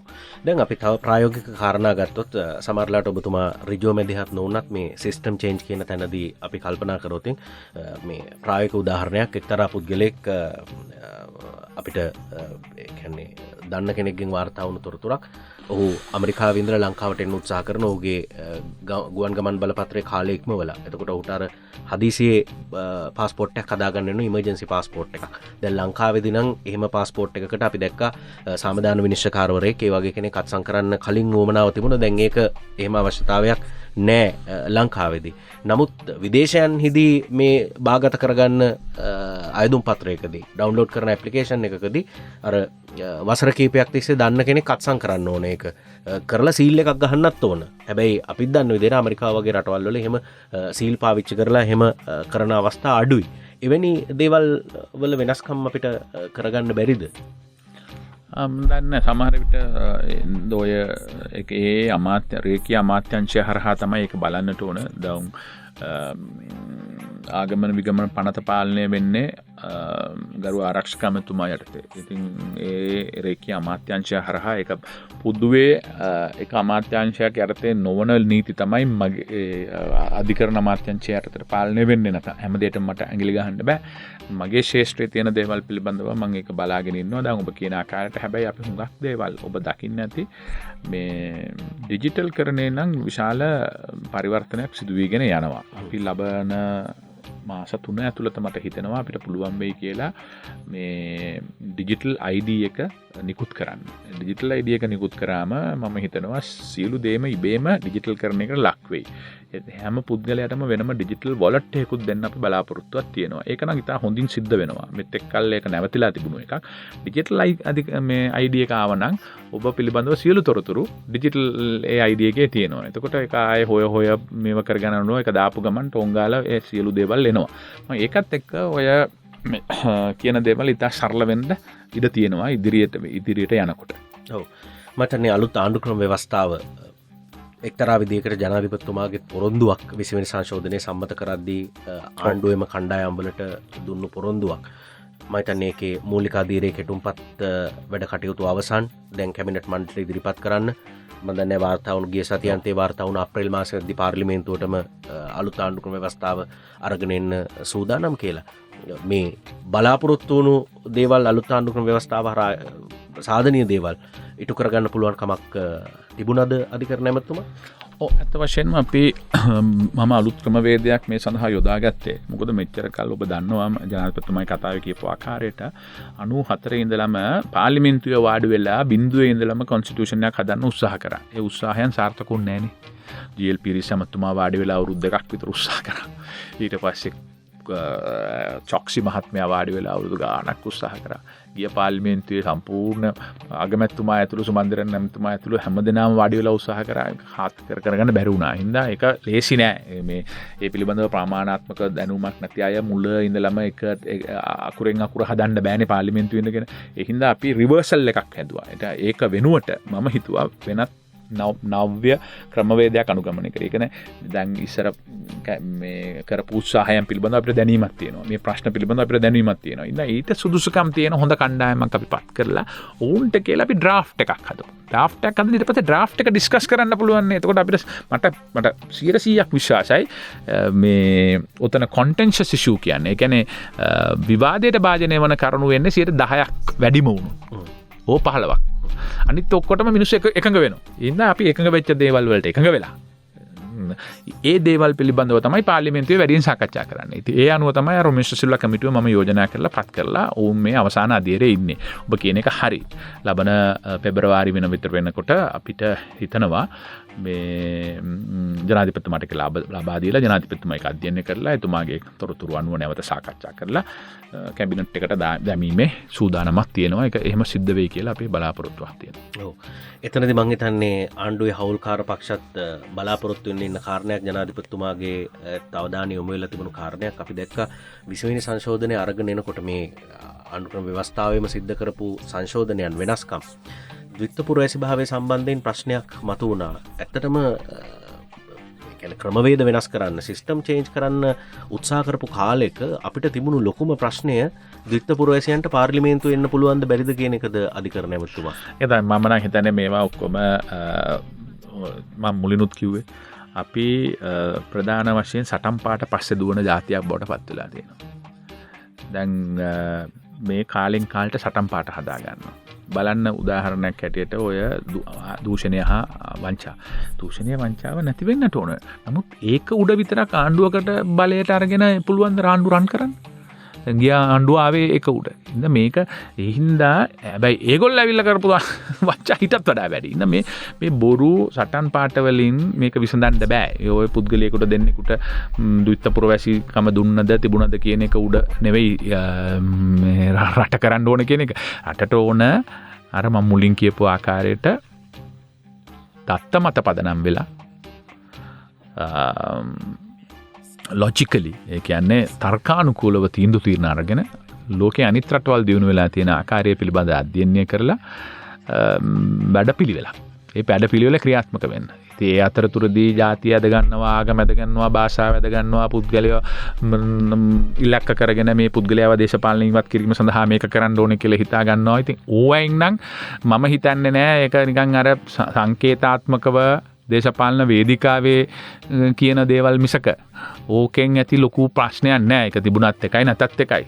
ද්විත්වපුරවැසියා තමයි හොරකම් කරන්න කියලා එක පුද්ගලයෙක් ගැන කියනවා. ඒ හින්දා යාව ගන්න බෑ කියන එක ඇත්තක් වෙන්නත් පුළුවන්.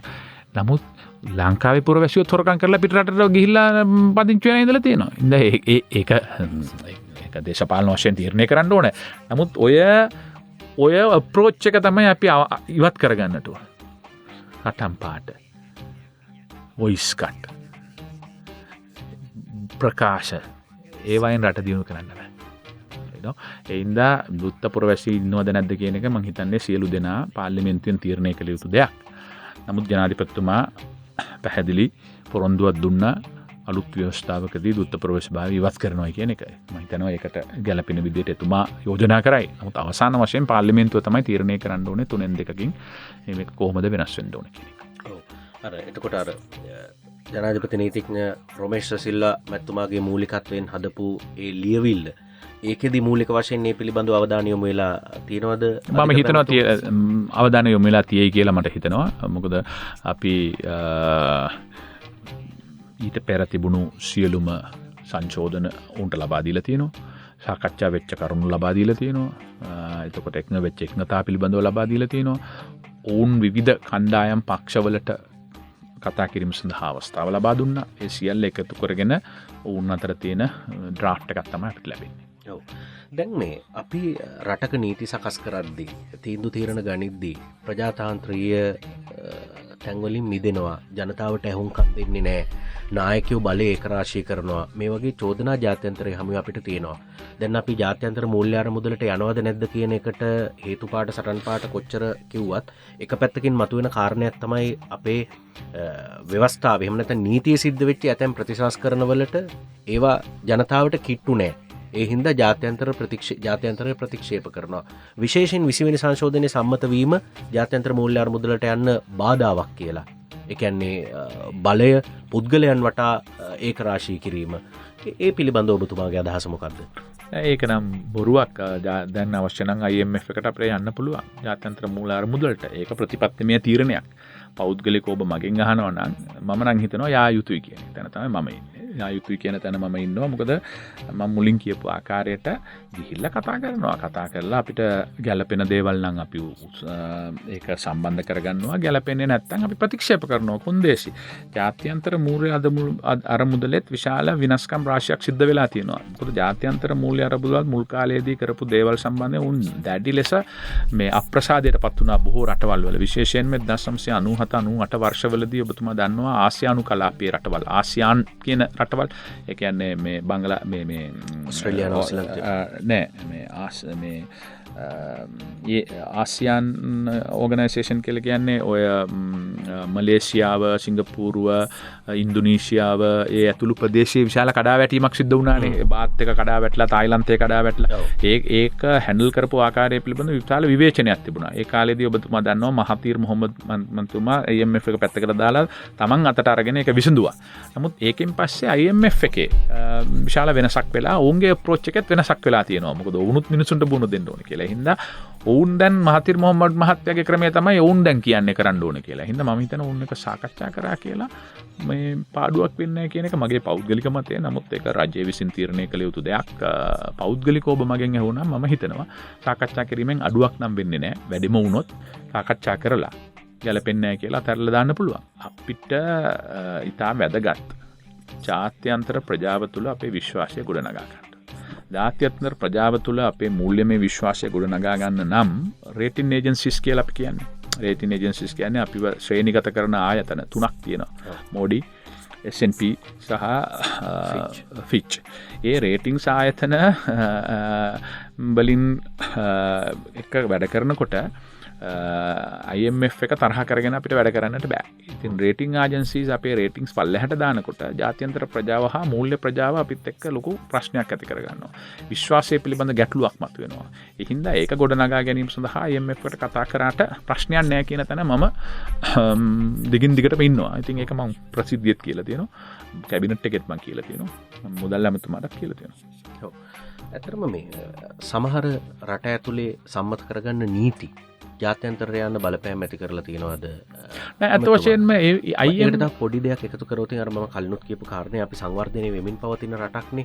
අර මානව දර්ශක ගැන හිතනවට වැඩිය සංවර්ධන ක්‍රියාවලිය පිළිබඳව හිතන්නේ. භෞතික සම්පත් වැඩි දියුණු කිරීම පිළිබඳව. එතකොට ජනතාවට සිද්ධ වෙන අපහසුතා තලාපෙලා දැමීම පිළිබඳව අපි හිතනවා අඩුයිද කියලාත් සමහරලාවට හිතනවා රට මේ ඉන්න තත්ත්වයක් එක්ක.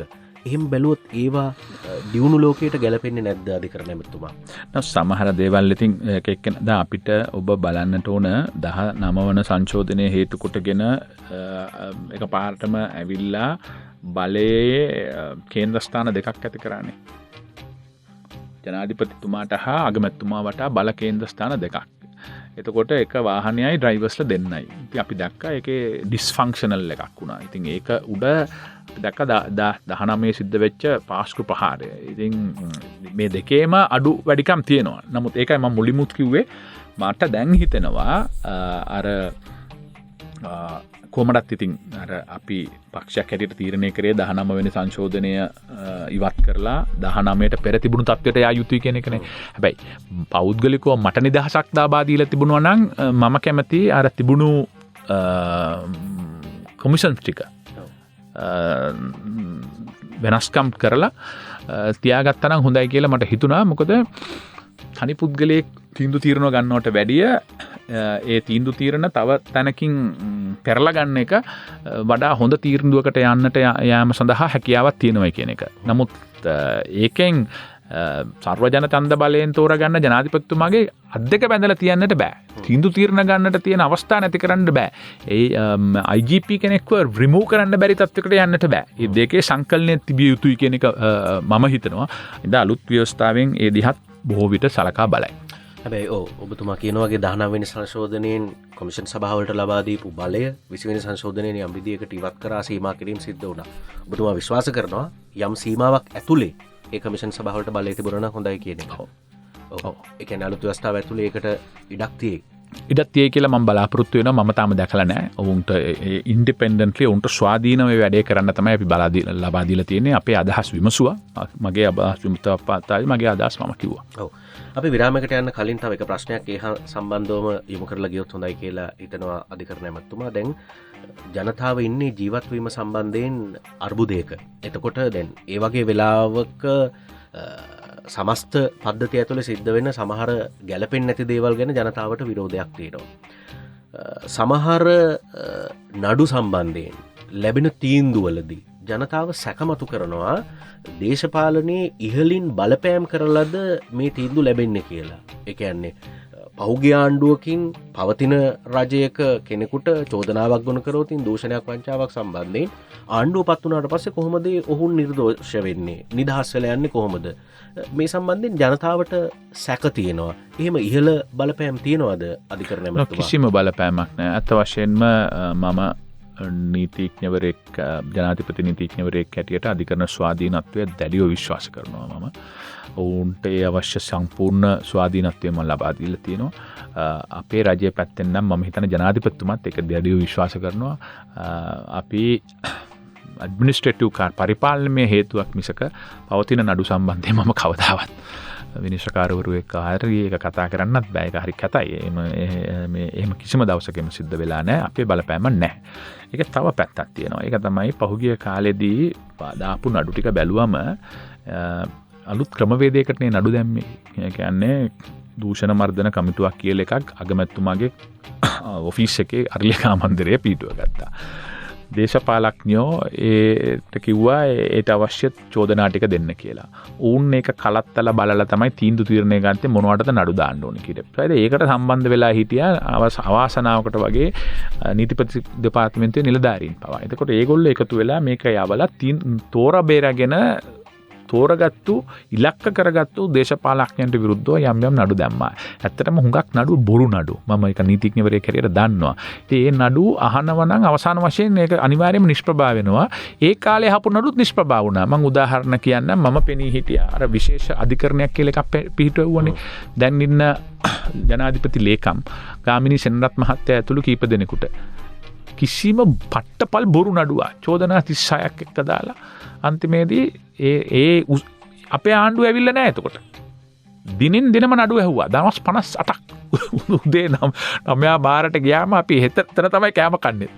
එයාලා හවස 3 වෙනකන් නඩු අහලා ඉවර කරා. මම සාමාන්‍යයෙන් මම මුලින් කියපු ආකාරයට අපරාධ නීතිය කරන්නේ නැහැ. නමුත් ඒ මහත්වරු මට කිව්වා කොහොම හරි ඔබතුමාම එන්න ඕනේ කියලා. මම පෙනී ඉඳියා.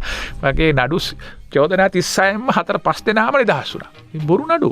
ඊට පස්සේ මේ අර ජොන්ස්ටන් ඇමතිතුමාට විරුද්ධව මොකද්ද මේ අර මේ ඒ කාලේ තිබුණා මේ සතොසෙන් බඩු වගයක් අරගෙන ෆ්ලඩ්ස් වලින් මොකද ගම් වතුරට පාදයක් වෙච්ච මිනිසුන්ට ණයට අරගෙන දීලා ඊට පස්සේ සල්ලි ගෙවලා තිබුණා. ඒකට නඩුවක් දැම්මා. දවස් 20 ගාණක් මේ මිනිස්සයා ඇතුලේ තියාගෙන නඩු ඇහුවා. නිදහස් වෙලා ගියා. ඊට පස්සේ ගෝඨාභය රාජපක්ෂ මැතිතුමාට විරුද්ධව නඩුවක් දාලා තිබුණා මේ ඇවන් ගාඩ් සම්බන්ධයෙන්. ඒ අධිකරණයෙන්ම එක ප්‍රතික්ෂේප කරා එක දාලා තියෙන. මේ ඔක්කොම ඒ කාලේ ආපු නඩුත් ප්‍රතික්ෂේප වුණා. හින්දා එහෙම ඒ නඩු වල මේ සියල්ල මේ කාලේ වුණා කියලා කියන්නට බෑ. අපේ පැත්තෙන් අපි බලපෑම් කරන්න මගේ පැත්තෙන් කිසිම බලපෑමක් කරන්නේ නැහැ. මට ලොකු විශ්වාසයක් තියෙනවා. ජනාධිපතිතුමා හැමදාම කතා කරන එක පිළිබඳව මම දන්නේ නැහැ. නමුත් මට ලොකු විශ්වාසයක් තියෙනවා. කිසිම දවසක මට දීලා තියෙන උපදේශ අනුව සහ මාත් එක්ක කටයුතු කරන ආකාරය පිළිබඳව කිසිම ආකාරයකින් අධිකරණයේ ස්වාධීනත්වයට බලපෑම් කරන පුද්ගලයෙක් නොවනයි. ඔව්. දැන් මෙහෙමත් කල්පනා කරොතින් දැන් අපිම විශ්වාස කරනවා සහ චෝදනා කරනවා සමහර තැන්වල දේශපාලනයේ දූෂණ අක්‍රමිකතා සිද්ධ වෙනවා, ජනතාවගේ මුදල් අවභාවිතා වෙලා තියෙනවා. ඒක කාණ්ඩුවකට ගොනු කරන කාරණයක් නෙමෙයි, මේ අවුරුදු 70ක් තිස්සේ මේ දේවල් සිද්ධ වෙලා තියෙනවා කියලා. ඒ දේවල් සැකමත හෝ සාක්ෂි මත නඩු පවරනවා. හැබැයි ඒ සම්බන්ධයෙන් චූදිතයෝ නීතිය ඉදිරියේ එළි වෙලා නෑනේ අධිකරණ ඇමතුමා. ඒක තමයි. ඒක සංකීර්ණ ක්‍රියාපටිපාටියක්. ඒක ඇත්ත වශයෙන්ම ඉතින් අධිකරණේ අපිට දැන් ඕකනේ ඔය පාස්කු ප්‍රහාරයේ සම්බන්ධයෙන් තියෙන චෝදනාව. අපිට ගිහිල්ලා මිනිස්සුන්ව අරගෙන කවුරු හරි කියන හින්දා අරගෙන ඇතුළට දාලා අවුරුදු 10ක් ඇතුළේ දාන්න බෑ. ඒක කරන්න බෑ. ඒක කොහේ කිසිම ශිෂ්ට සමාජයකට කරන්න බෑ ඒක. ඒක නෙවෙයි නීතිය පාලනය කියලා කියන්නේ. නීතිය පාලනය කියලා කියන්නේ අපි දන්නවා විධායකය කියලා වෙනම කොටසක් තියෙනවා, ව්‍යවස්ථාදායකය කියලා. ඒගොල්ලන්ට වෙනම කොට කරුණු තියෙනවා. නමුත් චෝදනා කරපු පමණින් පොලිසියට බෑ මිනිස්සුන්ව අරගෙන හිරේ දාන්න. පොලිසියට පුළුවන් ඕව අත්තරංගොට අරගෙන විමර්ශන කරන්න. විමර්ශන කරාට පස්සේ නීතිපතිතුමා තමයි තීරණය කරන්නේ නඩු දානවද නැද්ද කියන එක. නීතිපතිතුමාටත් තීරණය කරන්න බෑ කවුද නිවැරදි කරුද වැරදි කරුද කියලා. ඒක තීරණය කළ හැක්කේ අධිකරණයට විතරයි. ඉතින් ඒ අධිකරණයේ ක්‍රියාදාමය කොහොමද කියන්නේ, කොහොමද ක්‍රියාත්මක වෙන්නේ පිළිබඳව මගෙන් ඇහුවට මට උත්තර දෙන්නට බෑ. ඒක ඒ නඩුවේ තියෙන සාක්ෂි අනුව ඒ නඩු වලට අනුව තමයි කටයුතු කරන්න සිද්ධ වෙන්නේ. ඒ හින්දා සාක්ෂි හරියට ගොනු තියෙනවා නම්, විමර්ශනය හරියට කරලා තියෙනවා නම්, හරියට ගොනු කරලා තියෙනවා නම් සාක්ෂි මත ගොඩන ගන්නට ඕන. නමුත් සමහර වෙලාවට අපි දන්නවා විමර්ශනය කරගෙන යනකොට ලොකු පීඩාවක් එනකොට මේ ජනමතයක් ඊට විරුද්ධ වෙනකොට කවුරු හරි මිනිස්සෙක් අරගෙන ගිහිල්ලා මේ පොලිසියෙන් ප්‍රොඩියුස් කරනවා. ඉතින් මේ මිනිස්සු නිදහස් වෙන්න තමයි වෙන්නේ. ඔබ දන්නවා ඔබට මතකද දන්නේ අර සේයා කියන දරුවා අවුරුදු 6 දරුවව දූෂණය කරලා විනාශ මේ මරලා දැම්ම වෙලාවේදී මේ හිටපු පාර්ලිමේන්තු මන්ත්‍රීතුමා මට මතකයි මේ ටීවී channel එකකට ඇවිල්ලා බලාගෙන හිටියා වගේ කියනවා කොහොමද මේ ළමයා අරගෙන ගියේ මේමයි දූෂණය කරේම කියන්න බෑ කියලා මට බලාගෙන ඉන්න බෑ. මට තාම මතකයි. හරියට එයා හිටියා වගේ එතන. දවස් 3ක් යනකොට DNA කරනකොට තීන්දුව වුණා කොණ්ඩයා නෙවෙයි මේක සම්බන්ධ වෙලා තියෙන්නේ එයාගේ අයියා කියලා. ඒ හින්දා මේක මේ මිනිස්සු කියන දේවලුයි අරව කියන දේවලුයි පටලවා ගන්න බෑ අපිට. ඉන්දා කාට හරි ඕන හින්දා අපිට මිනිස්සුන්ව අරගෙන හිරේ දාන්න බෑ. ඒ ක්‍රමවේදය නීතියට අනුව සිද්ධ විය යුතුයි. නීතියේ අවසානයේ නීතියෙන් අධිකරණය තමයි තීරණය කරන්න ඕනේ කවුද වැරදි කරු කවුද නිවැරදි කරුද කියන. ඒකට ඇඟිලි ගැහිම කිසිසේත්ම සුදුසු නැහැ කියන එකයි මම විශ්වාස කරන්නේ. හොඳයි අපි තවදුරටත් ඒ පිළිබඳව අධිකරණ ඇමතුමත් එක්ක කතා කරමු. අලි සබ්රි ජනාධිපති නීතිඥතුමත් එක්ක අධිකරණ ඇමතුමත් එක්ක අපි අන්ලිමිටඩ් සංවාදයේ දිලින කෙටි විරාමයක් ලබාගෙන ඉතා ඉක්මනින් අපි නැවත හමු වෙනවා. Net FM Unlimited. හොඳ අපි නැවතත් net FM Unlimited සමග වර්තමානයේ රජයේ පාර්ශවයෙන් විශේෂයෙන් නීතිය පැත්තෙන් ජනතාවගේ විශ්වාසය පැත්තෙන් මතුවන කාරණා පිළිබඳව අවධානය යොමු කරමින් අද අලි සබ්රි අධිකරණ ඇමතුමත් එක්ක ජනාධිපති නීතිඥතුමත් එක්ක අපි සංවාදයේ දීලා හිටියේ. දැන් මේ අපි මේ වෙලාවේ ලොකු ආර්ථික අර්බුදයකට හිර වෙලා ඉන්නවා ඇමතුමා. එතකොට දැන් ආයෝජකයෝ පැමිණෙයි කියලා අපිට බලාපොරොත්තුවක් තියෙනවා. හැබැයි ආයෝජන හිතකාමී වටපිටාවක් රට ඇතුලේ නැති වෙච්ච නිසා අපේ ආයෝජකය පවා විදේශ රටවලට යන තත්ත්වයට පත් වෙලා තියෙනවා. එක සමහර අවස්ථාවලදී ආයෝජනයක් කරන්න ගියාම කොමිසිල්ලනවා, තමන්ගේ අවසර ටික හරියට ලබා ගන්න සෑහෙන කාලයක් ගත වෙනවා. සමහර මේ ව්‍යාපෘති වල අවුරුදු 5-6 ගත වෙනවා කියලා තිබුණා. අපි ආයෝජකයෝ බලාපොරොත්තු වෙනවා. හැබැයි අපේ ඉන්න ආයෝජක සමහර ලාට පිට රටවල ගිහිල්ලා ආයෝජනය කරනවා. එවැනි තත්ත්වයක් ඇතුලේ අපිට පුළුවන් ද මේ බලාපොරොත්තු වෙන ආර්ථික ඉලක්ක වලට යන්න ආයෝජකයෝ ගෙන්න ගන්න. ඒක තමයි ලොකුම බාධාව. ඒක දේශපාලඥයාගේ ප්‍රශ්නයක් නෙමෙයි. ඒක තමයි මම කිව්වේ මුලින් ඉඳලම. මේක දේශපාලඥයාට විතරක් ලඝු කරන්න එපා. මේක හැම එකටම දේශපාලඥයෝ සුද්ධ කරන්නේ නෑ මම. දේශපාලඥයන්ගේ අඩුපාඩු තියෙනවා. නමුත් ඉතා අර මේ මිනිස්සු හොඳ මේ ක්‍රමවේදයක් හොයාගෙන තියෙනවා. හැමදේම දේශපාලඥයන්ට යොමු කරනවා. ඔය කියන එකට දේශපාලඥය කිසිම සම්බන්ධයක් නෑ. ඔය කියන එකට සම්බන්ධ නිලධාරී පැලැන්තිය. එහෙන් ගියාම මෙහෙට යවනවා, මෙහෙන් ගියාම අරහෙට යවනවා, අරහෙන් ගියාම මෙහෙට යවනවා. බාධා රාශියයි. අර නීතියෙන් ගන්න ඕන කියනවා, මේ නීතියෙන් ගන්න ඕන කියනවා. සමහර දැන් මම දැක්කා තෙලංගානා කියලා අලුත් ප්‍රාන්තයක් බිහුණා ඉන්දියාවේ. හයිඩ්‍රබාද් ප්‍රාන්තය දෙකට කැඩලා. ඒ ප්‍රාන්තයේ සති 3කින් ඕනෑම ලොකු ප්‍රොජෙක්ට් එකකට අප්‍රූවල් එක දෙන්නට ඕන. සති 3ක් ගත වුණාට පස්සේ අප්‍රූවල් නැත්තම් එක්කෝ අප්‍රූව් කරන්න ඕනේ නැත්නම් රිජෙක්ට් කරන්න ඕනේ. පෙන්ඩින් නම් ඒ මිනිසුන්ට පුළුවන් බිස්නස් එක පටන් ගන්න. ඉතින් ඒ තත්ත්වයට යන්න ඕනේ. මම දැන් සිංගප්පූරුවේ වුණත් බිල්ඩින් එකක් හදන්නට ඕන නම් ආකිටෙක්ට් දෙනවා මෙන්න නීතිය. නීතියට අනුව ඔයා හදන්න මේක. හදලා ඇප්ලිකේෂන් එක දාන්න. දාලා ඇප්ලිකේෂන් එක අප්‍රූව් වෙනකම් බලාගෙන ඉන්න ඕනේ නැහැ. වැඩේ පටන් ගන්න පුළුවන්. එතකොට ඒක එච්චර පාරදුෂ්‍යයි. ආකිටෙක් වැරදි දෙයක් කරන්නෙත් නෑ. අර මිනිස්සුන්ට ඕන විදියට ඒක වෙනස් කරන්නත් බෑ. මොකද ඒක හැම එකම black and white. ඉතින් ඒ හින්දා ඒ හින්දාම තමයි මම හිතන්නේ අපි පුළුවන් තරම් මේ දේවල් දැන් කස්ටම්ස් එක කරලා තියෙන්නේ අපි උගාක් දේවල් හියුමන් ඇංගල් එක අඩු කරලා තියෙනවා. මිනිස්සු වැඩි වෙන්න දූෂණයට තියෙන අවස්ථා වැඩි. ඒ කියන්නේ එක පුද්ගලයා දෙවෙන්නයි තුන්දෙනයි ෆයිල් එකක් උස්සගෙන යන්නත් අද අපි දන්නවා උසාවියේ මම නීතිඥවරයෙක් හැටියට දන්නවා ෆයිල් එක හොයා ගන්නත් ගානක් දෙන්නට ඕන. රෙජිස්ටර් ඉඳලා මේ ක්‍රමවේදය වෙනස් වෙන්නට ඕන. ඒ හින්දා පේපර්ලස් සොසයිටි එකට යන්නට ඕන. පළවෙනි එක. ඒ කියන්නේ ඔන්ලයින්ම මේක කරගන්න පුළුවන් වුණා නම් ඉතාමත්ම ලේසි. ඉතින් ඒ හින්දා ඒ හියුමන් ටච් එක පුළුවන් තරම් අඩු කරන්න ඕනේ. මම හිතනවා මෙතනදී ලොකු වෙනසක් වෙන්නට ඕන. මම මුලින් කියපු ආකාරයට පුනර්ජනනීය විදුලිය සම්බන්ධයෙන් ඉල්ලීම් හැම එකම ප්‍රතික්ෂේප කරනවා. කරන්න දෙන්නෙම නැහැ. ඒක මාෆියාවක්. මේකට කවුද සම්බන්ධ? එක්තරා කොටසක්. ඇත්ත වශයෙන්ම CB එකේ ඉන්න අයගෙන් වැඩි ඉංජිනේරු ප්‍රමාණයක් සහ වැඩි සේවක පිරිසක් රටට ආදරය කරන මිනිස්සු. ඒ මිනිස්සුන්ට ඕනේ මේක ගොඩනගන්න. නමුත් එතන මාෆියාවක් වගේ ඉන්නවා බිස්නස් කරන. මේ එක මේ බලාගාර තමන්ගේ නමින් වෙන වෙනගේ නමකින් දරගෙන ඔවුන් සම්බන්ධ වෙලා ඉන්න. කොමිස් කන කට්ටියක් ඉන්නවා. ඒගොල්ලන්ට ඕන මේ දැන් රුපියල් 30ක් 27ක් ගෙවනවා නම් ඒක එහෙම තියාගන්න ඕනේ. පුනර්ජනනය ආපු ගමන් ඒ ඩිමාන්ඩ් එක අඩු වෙලා ඒක රුපියල් 15ට වුණත් රටට හෙන ගැහුවත් කමක් නැහැ. තමන්ගේ පොකට් එක හදාගන්න තමයි කරන්නේ. අපි කොහොමද රටක් ඉදිරියට යන්නේ? හින්දා මේක අපි දකින්නට ඕන. මම නම් හිතන්නේ ඔය විදුලි බල මාෆියාව. ඔය තැන් රාශියකම තියෙනවානේ. සමහර අයගේ රියදුරන්ගේ පඩිය ලක්ෂ 4.5යි. සමහර තැන්වල. ඔබ දන්නවා. හින්දා හැබැයි ආණ්ඩුවේ පර්මනන්ට් සෙක්‍රටරි කෙනෙක්ගේ පඩිය 1,15,000යිද කොහෙද? ඉතින් මේ චාල ප්‍රශ්නයක් තියෙනවා.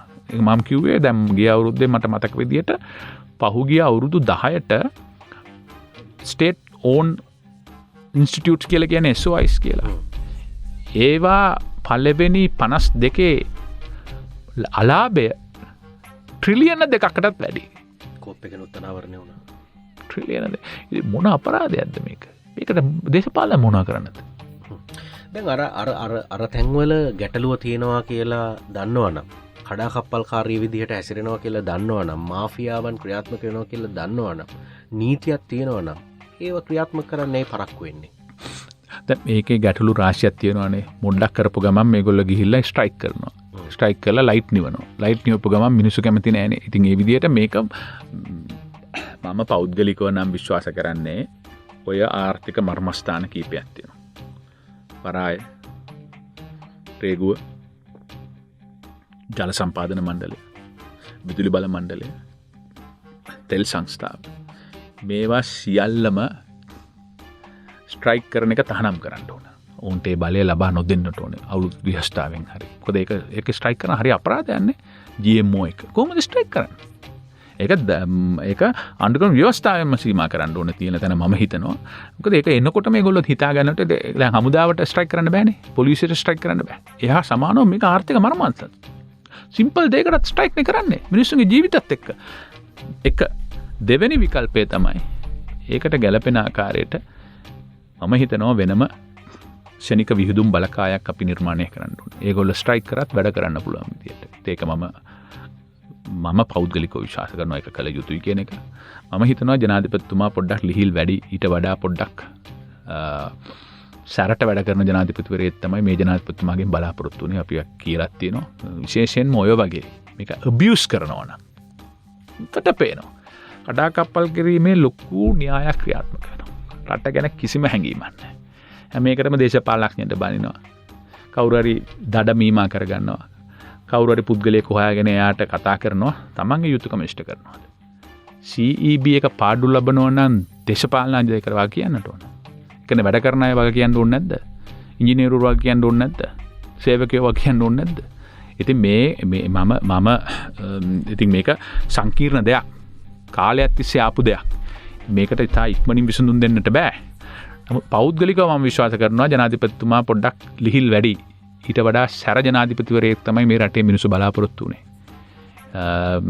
සමහර කරුණුවලදී. ඒ ජනාධිපතිතුමාට ඒ තීරණ ගන්න බලය තියෙනවා. පාර්ලිමේන්තුවේ 3-2ක් ඉන්නවා. 20 වෙනි සංශෝධනයෙන් බලය ලැබිලා තියෙනවා. ජනතාව බලාපොරොත්තු වෙන්නේ මොන වගේ ජනාධිපතිවරයෙක්ද කියලා එතුමට කැමති පිරිස කියලා තියෙනවා. ඉතින් ඒ ජනාධිපතිතුමා තීරණ ගන්න. ඒක ජනාධිපතිතුමාගෙන් තමයි අහන්නට ඕන. ජනාධිපතිතුමා සමහර වෙලාවට බොහෝ අවස්ථාවලදී අපි අහුවමන් කියන්නේ ප්‍රජාතන්ත්‍රවාදී සමාජයක් තුළ ඇහුම්කන් දෙන්නට ඕන කියලා. අපි ඒක නෑ කියන්නේ නෑ අපිත්. නමුත්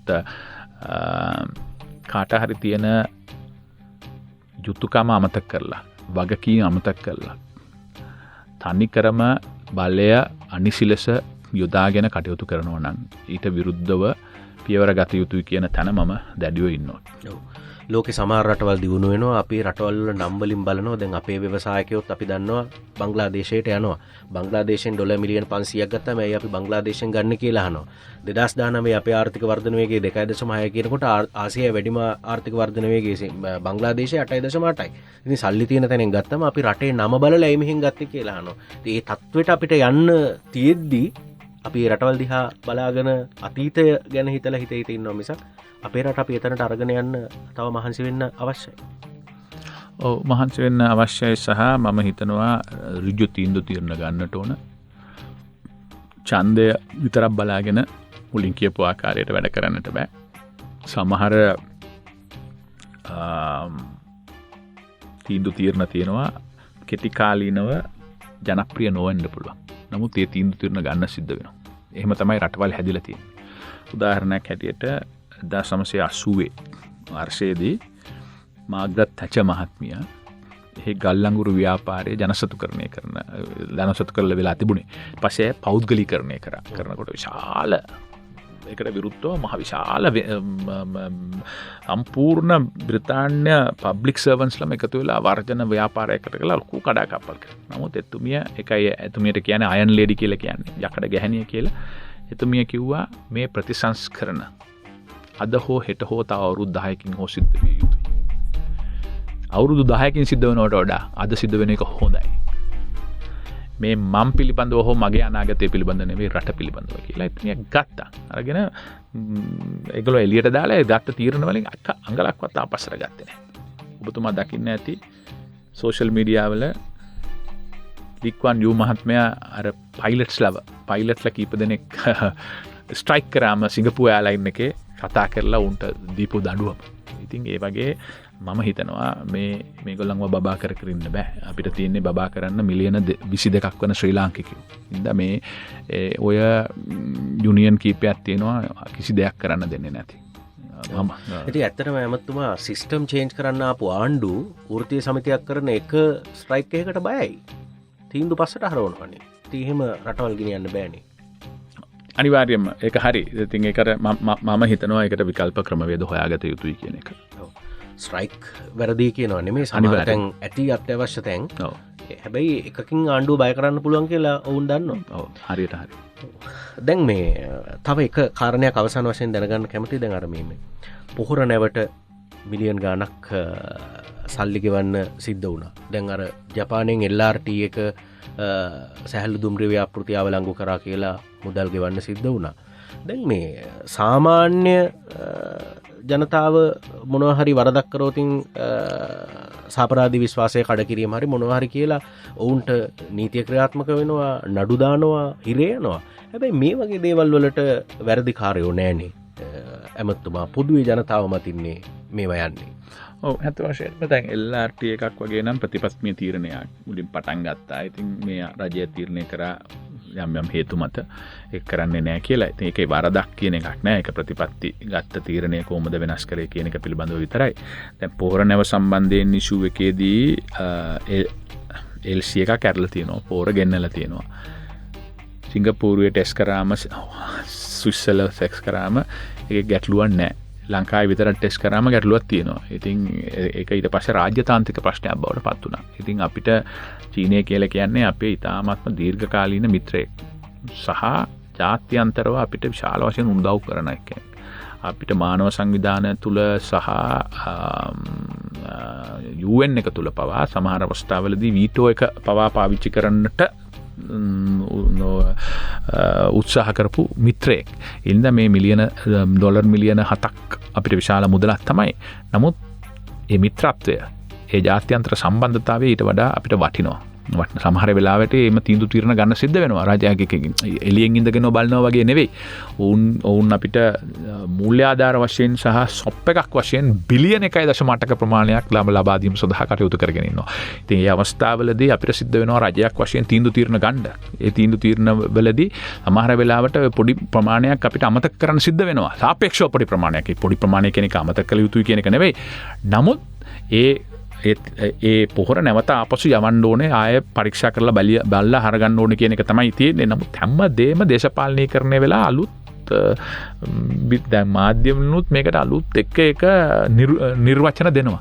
ඉතින් ඔබ හිතනවද මේ චීනයේ අතිවිශාල කම්පැනි එකක් ඇමරිකාවට තමයි වැඩියෙන්ම පොර ලංකාවට විතරක් පොර යවන සමාගමක් නෙවෙයි උ.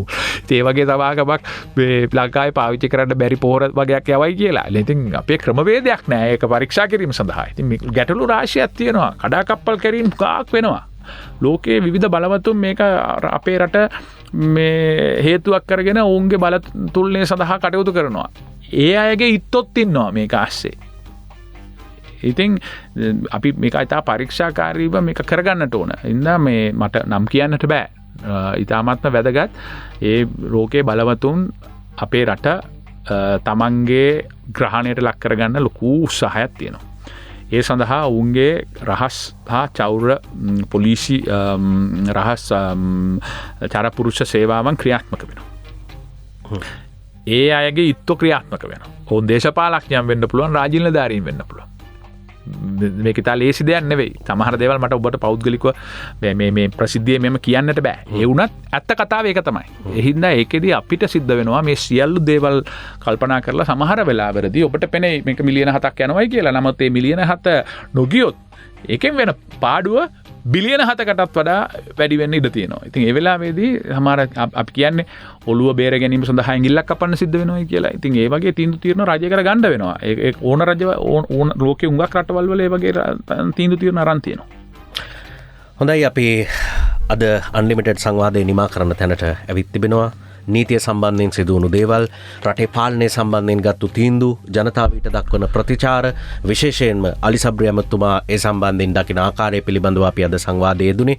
එමනම් අපේ ආරාධනෙන් වැඩසටහනට සහභාගී වුණු ජනාධිපති නීතිඥ අලි සබ්රි අධිකරණ ඇමතුමාට බෙහෙවින් ස්තුතිවන්ත වෙනවා. වැඩසටහනට සහභාගී වීම සම්බන්ධයෙන් බොහොම ස්තුතියි ඇමතුමා. බොහොම ස්තුතියි. එමනම් යලිත් දිනක හමුවන බලාපොරොත්තු ඇතිව අපි සමුගන්නවා ප්‍රාර්ථනාවේ සමට සුබ රාත්‍රියක්. ආයුබෝවන්.